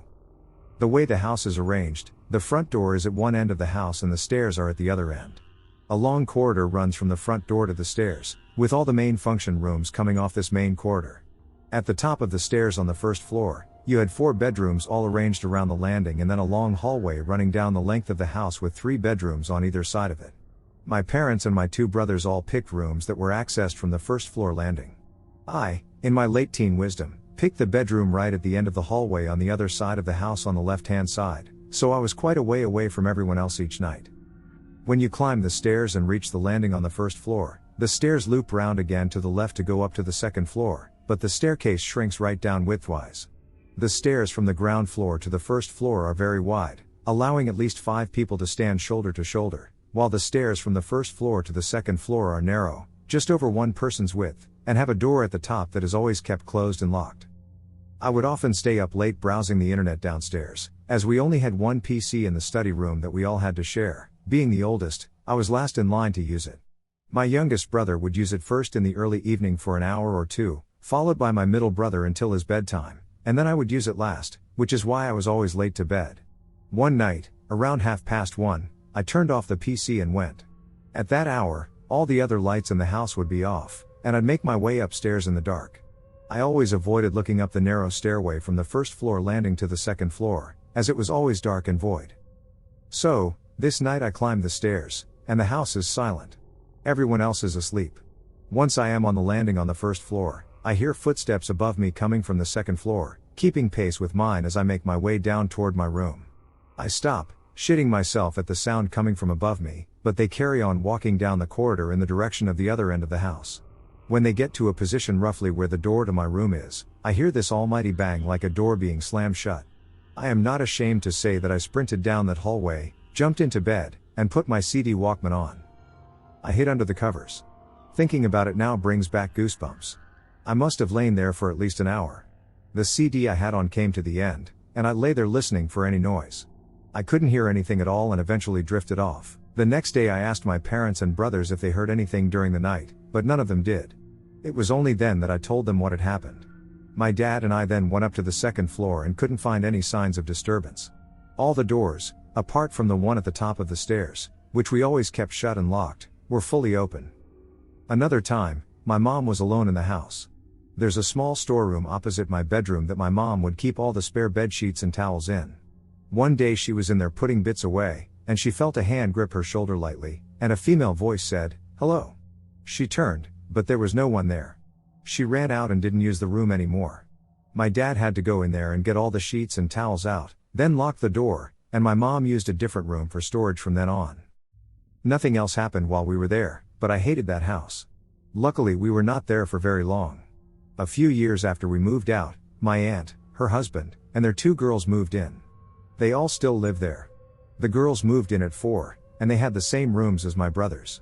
After about a year of living there, my dad came home one day and told us that my aunt had called him to say that one of the girls kept waking up at night with bad dreams and would come to get into bed with her and my uncle. This carried on for about 2 weeks until one night she woke up screaming. My aunt came running into her room and tried to settle her. After a while her screams eased to just sobbing, and my aunt asked her what the bad dream was about. My cousin said there was an old lady who kept waking her up, whispering to her, and scaring her. When my aunt asked her what old lady she was talking about, my cousin pointed to the corner of the room behind my aunt and said, "That one over there." My aunt was so spooked by the empty room that she moved my cousin the next day, and I haven't heard of any more activity since.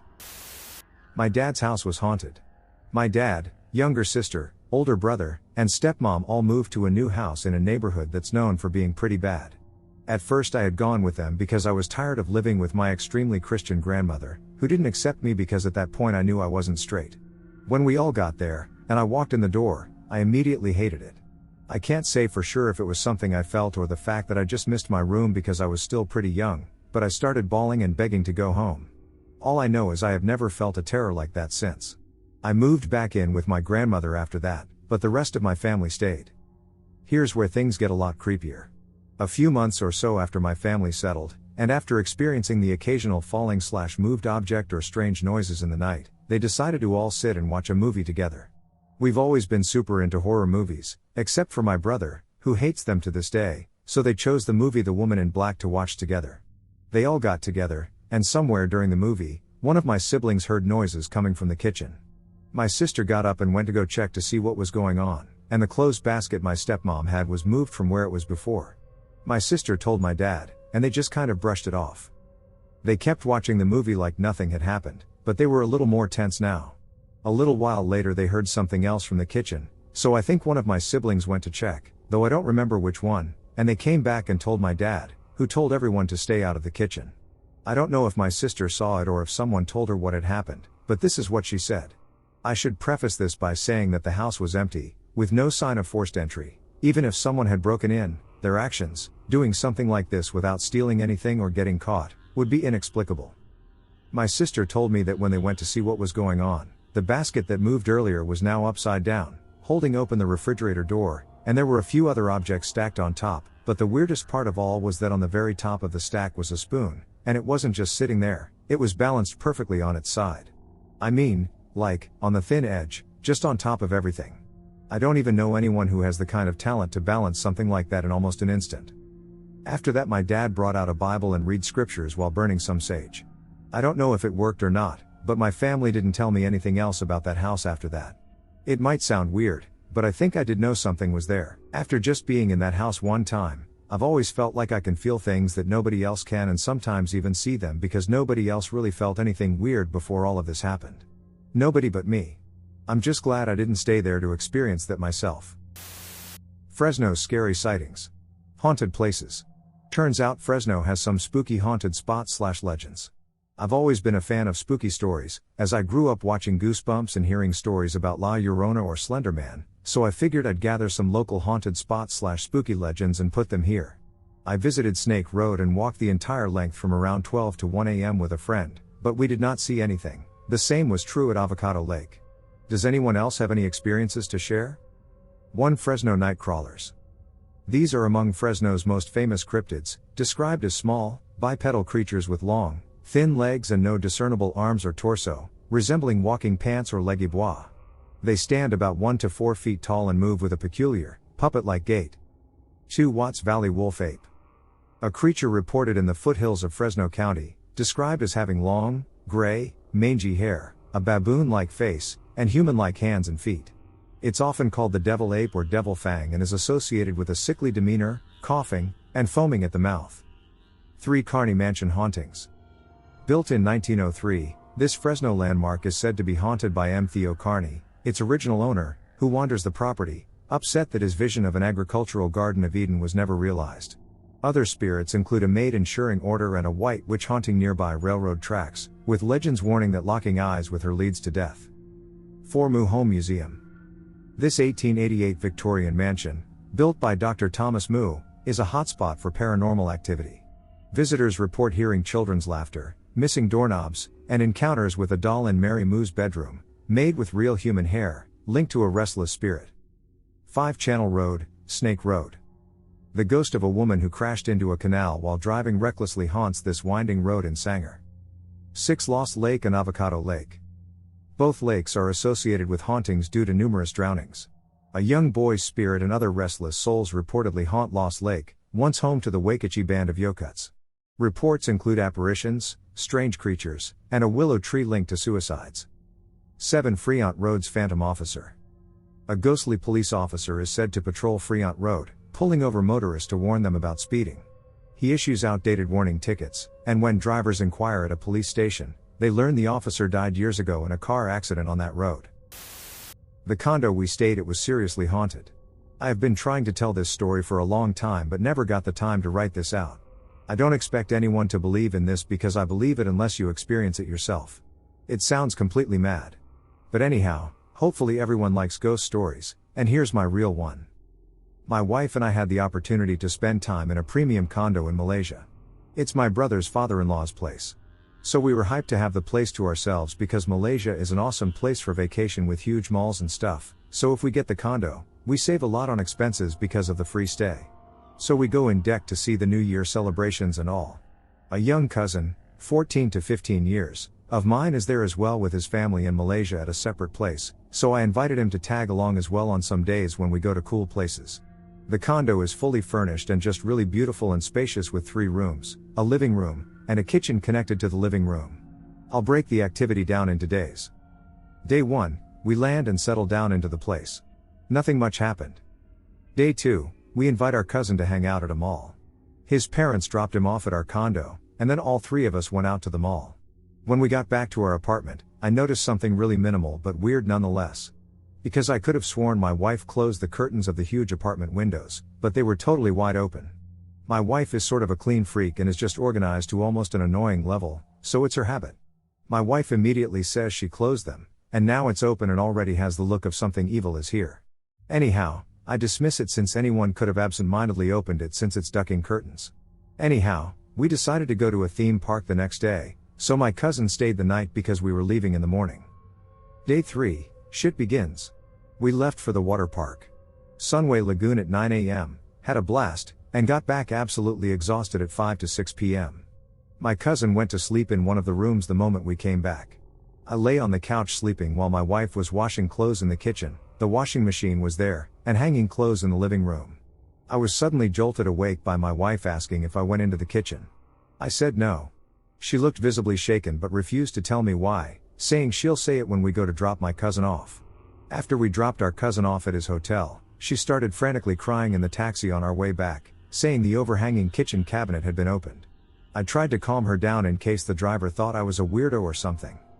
However, I was also confused because she was too short, 5 feet 2 inches, to reach the cabinet, and both my cousin and I were asleep at the time. Also, even when she told it, she knew she would have seen any one of us enter the kitchen at any point. I got back and tested the hinges fully, knowing they were new. They were not springy enough to open on their own, nor was it some rogue wind, which is utterly impossible. Also confirmed from my cousin that it wasn't him. My cousin also gave us new info. He said while he was sleeping, something kept flicking the light. He thought it was me playing pranks, To which I said, hell no, it wasn't me. My cousin had to turn off the lights about 3 times, and then his door slammed shut on him, although my wife and I didn't hear it. Anyhow, I was convinced, yay, the apartment is haunted. Day 4, activity gets higher. My wife wanted to move to a hotel, I wanted to stay and just record it happening. We were mildly arguing in our bedroom. She was hugging a pillow, and she put it down beside her, in between us near our hands. I looked at the pillow near our hands, then at her, and when I turned my gaze to her hand to hold it, I noticed that the pillow was stripped of its casing. The pillow casing was thrown onto the other side of the bed, and my wife was wondering how the pillow was suddenly bare, and then it dawned on her. I was like, shit, I cannot record because she is going to want to immediately leave the place. The funny thing is suddenly my wife got flared up, went superwoman, and started shouting, we aren't afraid of you. Screw you if you think we are going to leave, HMMPHH. I was like, duck yeah, now we're talking. Because honestly I was just really interested in seeing how this played out and catching something. So, we go out for dinner, and as we are returning in the taxi at night, my wife begins to weep uncontrollably and tremble once more, expressing her concern that she threatened the demon and that we are now destined to die. Before once again the driver thinks I'm a weirdo, I say we'll move into the hotel opposite our condo. We went there, and she started packing 1 or 2 clothes into her handbag for the night. I told her to put my deo bottle in her handbag as well, clearly seeing her put it into her handbag. However, when we entered a room in the hotel and I checked for my deo bottle, I found that it wasn't there. Day 5, daytime, this is the biggest paranormal event I experienced in my life. We woke up the next morning, and my wife wanted to permanently transfer into the hotel. We go into our condo, and she starts packing our clothes in the living room into our luggage bag. I was searching everywhere for my deodorant bottle since it disappeared. I specifically checked a table in the living room and went into my bedroom to see if it was there on the dressing table, but nope. Come back out, and there it was on the table I had just checked in the living room. Well played, Casper. Anyway, after packing everything, I suggested, since it's morning, let's take a moment to relax on the bed. I took our luggage bag into the bedroom so if we need anything, I don't have to come out again into the living room to open the bag and get it. As I walked across the bedroom floor, put the bag beside me, and sat on the bed to take a breath, half the clothes in the damn bag suddenly appeared out of nowhere on the floor. I could not believe what just happened. I swear, anyone would have been utterly shocked, I was simply amazed. It was even folded the way my wife packed it into the bag. Now, half of the clothes were piled on top of each other, they literally appeared on the floor when I turned around. I knew those clothes hadn't been there before, otherwise, I would have tripped over them or the bag itself. My wife reacted furiously, shoving everything back into place, and we successfully evacuated the area. I stupidly still wanted to stay and see what was going to happen, but I knew better from our lore and stories that unless an exorcism is done, it's going to get worse.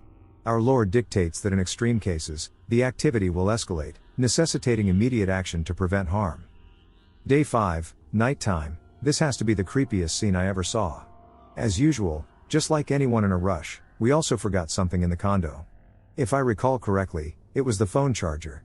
I got a friend who was studying in Malaysia to come over to go to the condo to get it. This was around 11 p.m., and even I was a bit on edge because of what was happening. As we walked to our condo room, we could see the other rooms on the other floors because the condo is hollow. I noticed that the room directly above ours had its door wide open, leading into a living room that was completely dark. I was like, who the hell sits in the dark? I experienced a strong sense of unease upon seeing it, compounded by the presence of a transparent metal grate at the entrance illuminated by an ominous red light, giving it the appearance of a scene straight from a horror film. It appeared almost enticing, prompting a fleeting thought, maybe I should investigate it, only to be met with a barrage of metal alarms, as if that room was the root of all the chaos. I was 100% nervous when I entered our room, got the charger, and immediately left. Side note, my friend was utterly pissed I did not tell him what was going on, but hell, I knew he would have refused to accompany me that night if I had told him. When he heard what we'd gone through, he lost it. Anyhow, I did a minor exorcism, and luckily whatever was in the apartment left. We also had people stay with us to make it more lively until the vacation ended. I went and told my brother's in-laws, who have now sold the place, probably because they shit their pants as well when I told them what happened. Also got flack because I didn't do something about it earlier. It was too bad it got sold, I really wanted to go back there with some friends. It was a seriously out-of-this-world experience, one I'll never forget for the rest of my life. I just know something bad would have happened had I gone full movie logic and decided to investigate the pitch-black room. A few years ago I lived in an old house in the Appalachians, from the 70s, I think. The upstairs featured a back room with a large bathroom that included a spiral staircase consisting of just 4 or 5 steps, which led directly to the ceiling. It was clear that the stairs had been meticulously constructed to fit perfectly against the ceiling. The downstairs area included a hallway that led to a very small room, which had a door that could only be locked from the outside, and just beyond that was another door leading outside.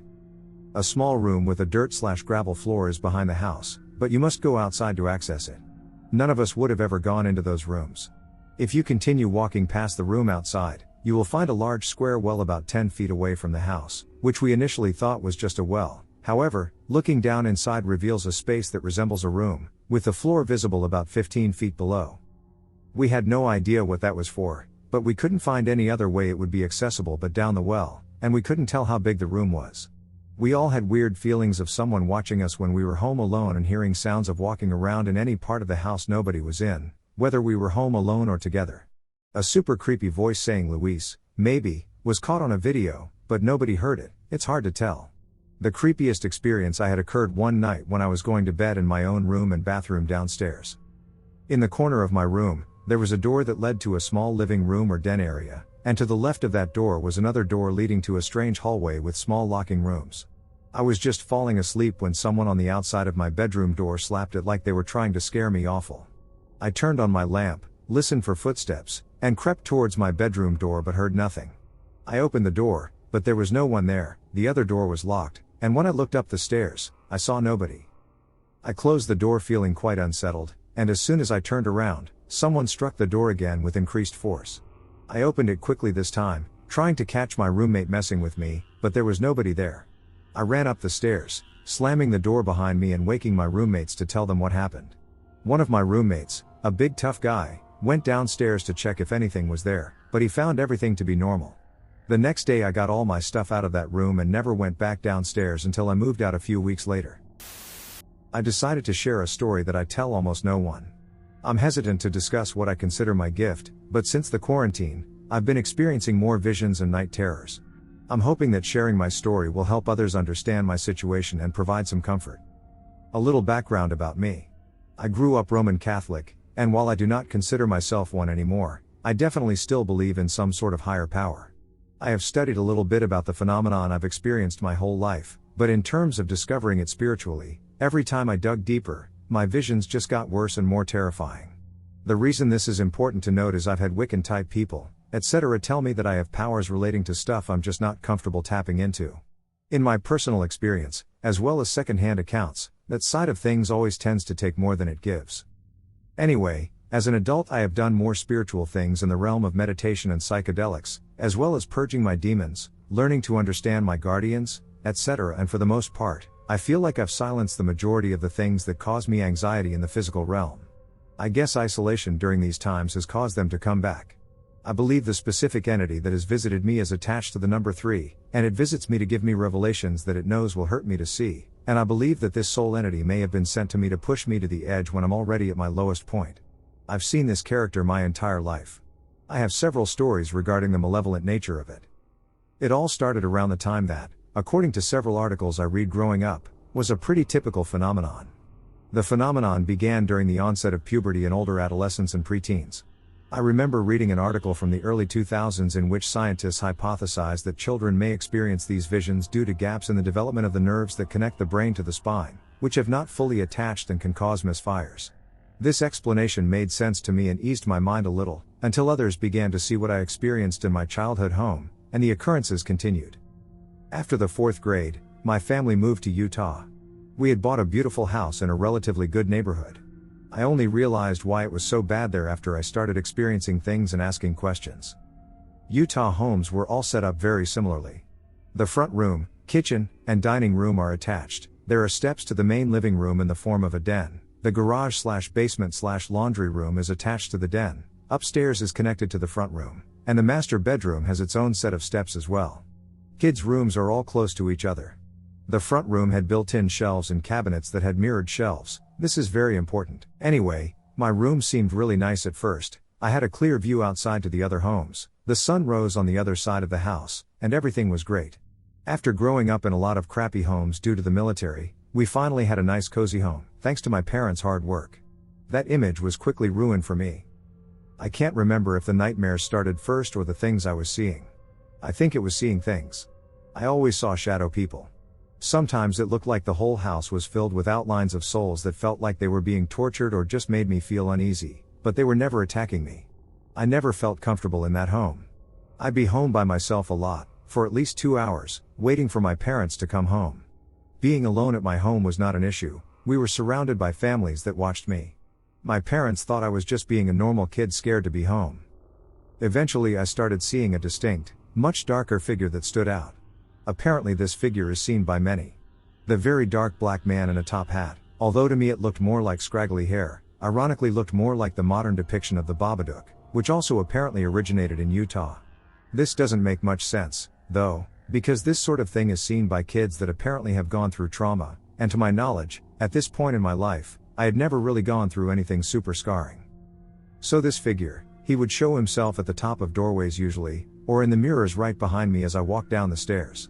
So I didn't pay too much mind to these entities at first, because I thought that I was seeing things, reaffirmed by my parents, who said it was just the lighting in the house. But eventually it became more prevalent, and it started to cast a very dark feeling of anxiety on me.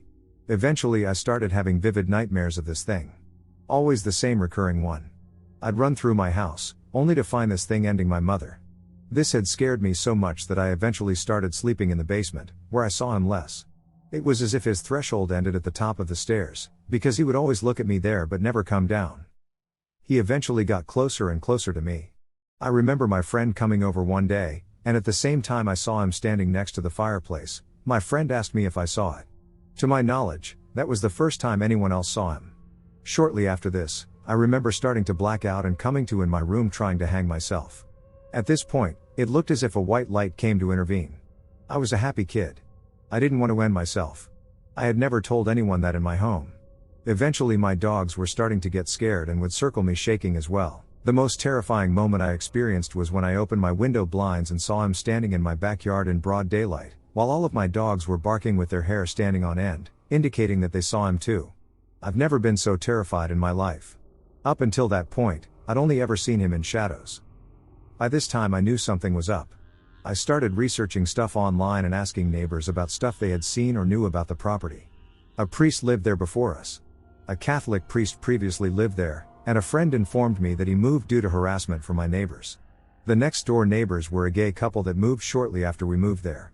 Someone told me they left because someone poured gasoline in the grass in the form of a cross and lit it on fire. I don't recall ever seeing this myself, but they had moved while we were on vacation for a month. The reason this is important is because I have been told that that type of negative energy, as well as past dwellings of priests, can open portals. It's almost like a mockery of God to be in a home no longer blessed. Anyway, when we moved, this entity did not follow me. However, I learned later on in life that I tap into these energies, and I have routine visitors. If I'm in an area with known activity, it gets worse. As an adult, my mother and I visited a haunted trail in my current area, where I shared my experiences with her.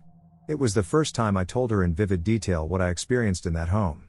She was startled. She said she had recurring out-of-body experiences watching herself being choked by the same figure, and she couldn't breathe. She always felt like she was going to die. Then my father told me he also experienced night terrors as a child. He also admitted to occasionally experiencing vivid nightmares. He said he never saw anything in that house, but I think it was specifically targeting me and my mother. Fast forward to today. I currently live directly across from the apartment where a friend of mine, whom I used to party with, overdosed. There's something in that apartment. I firmly believe that whatever it is won't venture out of its dwelling, and perhaps whatever energy it is could have led her to hurting herself. I can feel it calling to me, but I've never really had the time to notice it until now. I don't like this gift. I have nightmares where I see people dying or those who have already passed away being hurt. Or people I care about getting hurt. Or sometimes even seeing bad things that are going to happen, sometimes years before they do. As an adult I don't see much of anything that could be described as schizophrenic, I just feel it. Almost like a wave of anxiety. Pressing on my chest. The bad ones only come out when I'm at a low point mentally, and that same dread I felt in that home comes over me. It feels as though they are testing whether they can provoke me into hurting myself. There's so much more in my life I can tell, but I'd be here forever. Just a ton of deja vu and visions, mostly in my dreams, that end up happening in one way or another. Sometimes dreams years beforehand. Never in enough detail to do anything about. The dreams are always strange, consisting of a small blended snippet of scenery that constantly changes. I just want to get a normal night's rest again. I've tried pretty much every cleansing thing you can think of. Even tried praying again. Has anyone else experienced this type of phenomenon? I'm not sure how well this fits in here, but the house where I grew up has experienced its fair share of hauntings and other supernatural phenomena, as well as creatures that have latched onto me and my younger brother. I was the one that had the most dark creatures latched to me for a couple of years, with there being up to 6 at one time, whereas my little brother only got 1 for a brief period. Honestly, for me, I never had any personal problems with them. In fact, I became very comfortable with them.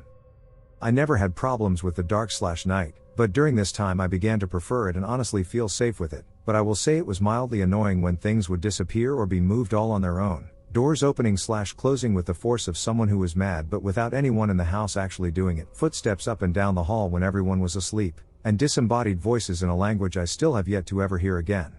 The house's average temp always plummeted during the night, as that was when those things would come out into my room.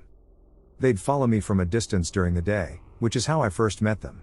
They'd watch me closer and closer until they got into my house, and I don't remember them being outside again. This went on for years until, I guess, my mom got fed up with getting random bruises all over her and the sinister air within the house during the night, so she cleansed it as well as me in my sleep one night. I never saw my friends again after that, and I didn't learn that she did that until years later when I brought up some of the weird things I remembered, and she told me that the thing that attached itself to my little brother was what made her do it. She never knew about the things latched onto me, and I never knew the things she dealt with or the thing latched onto my brother until she told me that day. Years later, with nothing happening, when I tried to move out on my own, after a couple of months, this shadow appeared in the giant window next to my door. It'd constantly knock on my window, and there wasn't ever anything physical on the other side. When I ended up having to move back, I stayed out in the garage. It was split down the middle, and one of those halves was converted into 2 rooms, one a bedroom and one a storage room, and I'd occasionally get shuffling footsteps outside my door and the sound of someone punching the big metal garage door. There has been one incident so far where I heard the shuffling walking, and then all the dogs in my house started barking. Now my mom's dogs bark at everything, but I heard my dog barking, which is rare nowadays, so I knew it was weird, so I checked it out and found nobody in the garage or the house. So I went back to my room, and as soon as I sat down, I felt like I was being watched, so I stared at the door in confusion, and I also got a mirror so I could see the door from where I was sitting, and after a minute, the mirror door swung open, but my actual door didn't, and in the mirror, a big, thin shadow hand grabbed the door from behind and stayed there for a while before it slammed that door shut and my real door swung open. I never found anything, and something like that is yet to happen again. Haunted house, 400 plus years old, and other stories. Thought I'd share some stories I've experienced. Most are from a house I used to live in as a teenager, and there are a few others. They are definitely paranormal, though not necessarily scary.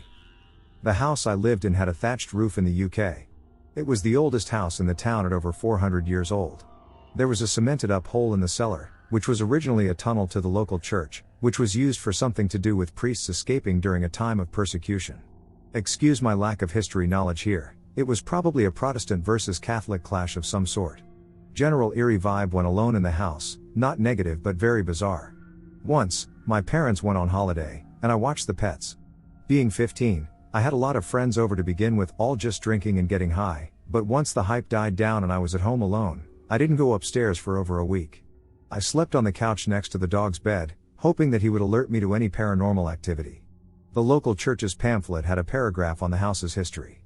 Sadly, I don't remember much about the house's history, except that at one point it was associated with a dairy, and at another time, there was a fire that burned a large section of the building. The first strange incident occurred on the day we moved in. Being a teenager in the early 2000s, my focus was making sure the TV and entertainment setup was sorted out, so I had put all the DVDs and VHS tapes in a cupboard behind the TV as my first self-appointed task. This cupboard was empty when I put the various DVD boxes, etc., in there.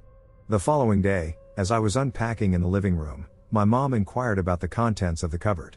Not knowing what she meant, I walk over and see something on the floor in the cupboard.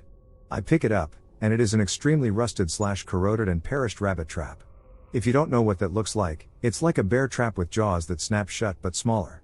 My mom seemed kind of weirded out but brushed it off. I know that cupboard was empty when I put all that stuff in there, and my dad had been taking the big stuff upstairs, not bits to the living room, and he had no idea where it came from. I have no explanation whatsoever for how that could just appear. Bear this in mind for the other events, though. The second one is funny but paranormal nonetheless. We had a stone-tiled floor in the living room. My little bro was about 6 months old, maybe 1 year, barely crawling, so he had a big rug we used to roll out for him. Over the week this would pick up dog hair from my dog, who would molt like hell, so we had to hoover this rug like duck just to keep on top of it. One day Mom had asked me to make sure I vacuumed the rug before I went out with my friends. It was my only task, and I forgot to do it. I got home that evening and said hi to Mom, who enthusiastically thanked me for the fantastic job I'd done vacuuming the rug for her. I instantly panicked, thinking, oh duck, she's so angry that she's being sarcastic. I start apologizing for not doing it, and she just looks puzzled and asks me what I'm talking about. The rug is perfect. I go into the living room and see this rug looking like it's been cleaned with a fine tooth comb to remove all dog hair. I tell her I didn't do it and that I'm sorry, but I have no idea how the rug is clean. I'm absolutely stunned but grateful nonetheless at this point. My dad had not been home and certainly wouldn't have stopped in to randomly vacuum a rug. Once again, this is a truly bizarre incident. What happened? Did a ghost use the ducking vacuum? Did whatever it was just vaporize the dog hair somehow? The mind baffles. It seems such an irrelevant story, but the fact I know it happened still gets to me. The third one is again bizarre, but it was the first one that scared me because it was so specific. My parents were out, and I had to walk the dog that day. I decided to leave by the back door but not lock it. Good place to live. Still, being a paranoid stoner, I decided I needed to hide the door keys.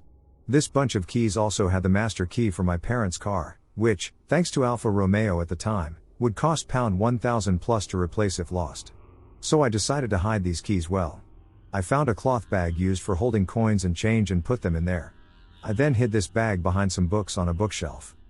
I took the dog out, got home, forgot about it, and went to play Vice City. Mom and Dad get home that evening and ask where the car keys are. I tell them in the bag behind the books on the shelf. They can't find them. I cockily think I've hidden these keys so well that my parents can't find them. So I go swanning downstairs thinking I'm the Mac Daddy. I then go get the bag off of the shelf only to find there are no keys in there, and my heart just ducking sinks. Instantly I'm convinced someone has watched me through a window somehow and come inside and stolen the keys. There is no other thing that can have happened. My parents assume I'm too stoned and have forgotten and misplaced them and get angry that I've lost this expensive car key and insist that I search the house, but my heart is still sinking because I know there's no point in looking under the cushions on the sofa or behind the drawers, because I put those keys in that bag. I half-heartedly look around the house, feeling upset, not knowing what to do, and also thinking some thief can take our car or break into the house at any time, and it's my fault. After about 30 minutes of my parents swearing, my dad shouts from upstairs that he has found them. In the back pocket of a pair of jeans underneath their bed in their bedroom. My parents look freaked but brush it off. I'm extremely disturbed by this situation and have no idea how it occurred. I was extremely relieved to find that I had not lost the keys, but this also made me realize that whatever those entities were, they could interact with physical objects in unusual ways. I don't know how to describe it better than that. Apart from that, several times I heard conversations at night below my bedroom, but that room was an empty spare room. My bedroom door burst open at night on a few occasions, shocking me awake. This literally scared the ducking hell out of me. 4. A strange coincidence was being at a party one night at age 16 and getting to talk to some friends of friends. We are all sharing ghost stories. I shared mine, and then these two brothers had stories about this house they'd lived in, which had paranormal activity. It sounded worse than my house. The conversation carried on, and it turned out that they lived in the same ducking house I was living in about 4 years prior to my parents buying it. Things never got as bad as the brothers described, but I'll never forget that moment we realized we were talking about the same house. When I lived at this property, it was the first and only time I think I saw a ghost, but strangely enough, it was not in the property. I had taken the dog for a walk on the usual route, which took a path through some local woods. The path was one of those raised wooden walkways that weave through forest and mildly boggy terrain.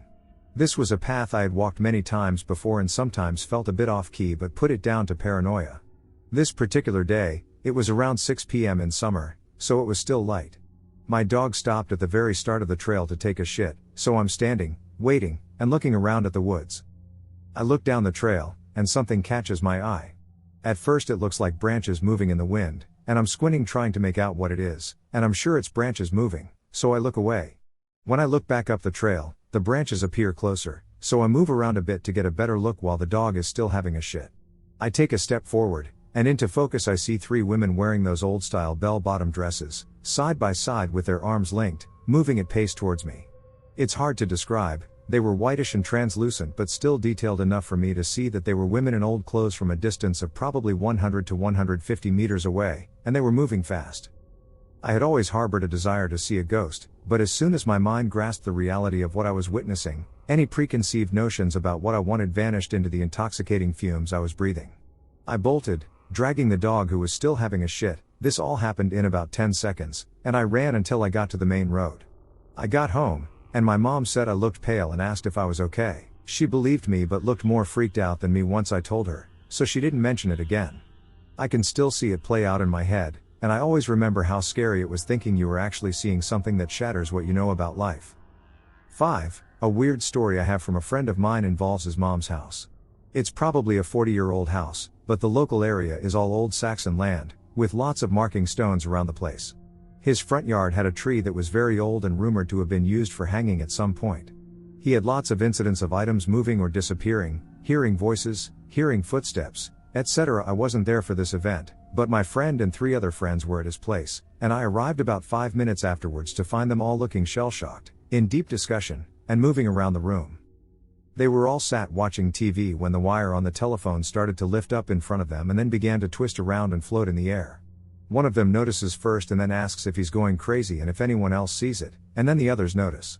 It does this for 10 seconds or so before dropping to the floor. The discussion I walked into was them opening doors and windows trying to recreate a gust of air to mimic the movements the phone wire made, but they couldn't. It was strange to walk into a room and see 4 people I know and trust having that conversation, especially because I knew they weren't lying. It's something that still gets brought up in conversation every few years. 6. Another house I lived in had an odd vibe. The attic contained old suitcases filled with clothes and various items from previous residents, but I specifically remember finding a bus pass or passport belonging to an older man lying around. I'm 99% certain he's a ghost that stole a 10 bag of weed off of me here. It's easy to stereotypically say that I probably lost it while high, but at that time in my life I knew exactly where every 0.01 grams of bud I owned was. I went to bed with this bag on the table at the foot of my bed, and when I woke up it was gone. I searched thoroughly and tore the place apart, but I still didn't find it. The day I moved out of that house, I thought, I'm finally going to find that bud. I didn't. I remember standing in my empty bedroom and saying something like, "That wasn't yours, I hope you enjoyed it." I went downstairs with the last bits, and then when returning to the top floor to empty the spare room, next door to my room, all I could smell was an intense old beer smell. There was no beer spilled up there, so I took that as a sign of some old guy's ghost who liked to drink and who probably thought he'd try the herbal remedies for a change. A friend stayed the night in that spare room and woke in the middle of the night to see an old guy in full golfing clothes standing staring at him. He jumped up screaming, turned on the light, and he was gone. Those are my ghostly paranormal experiences. As I mentioned earlier, these may not be the scariest stories, but they are still quite strange. Thank you for listening to all the stories, we hope you enjoyed them. Stay tuned for more great videos. Have a wonderful week ahead.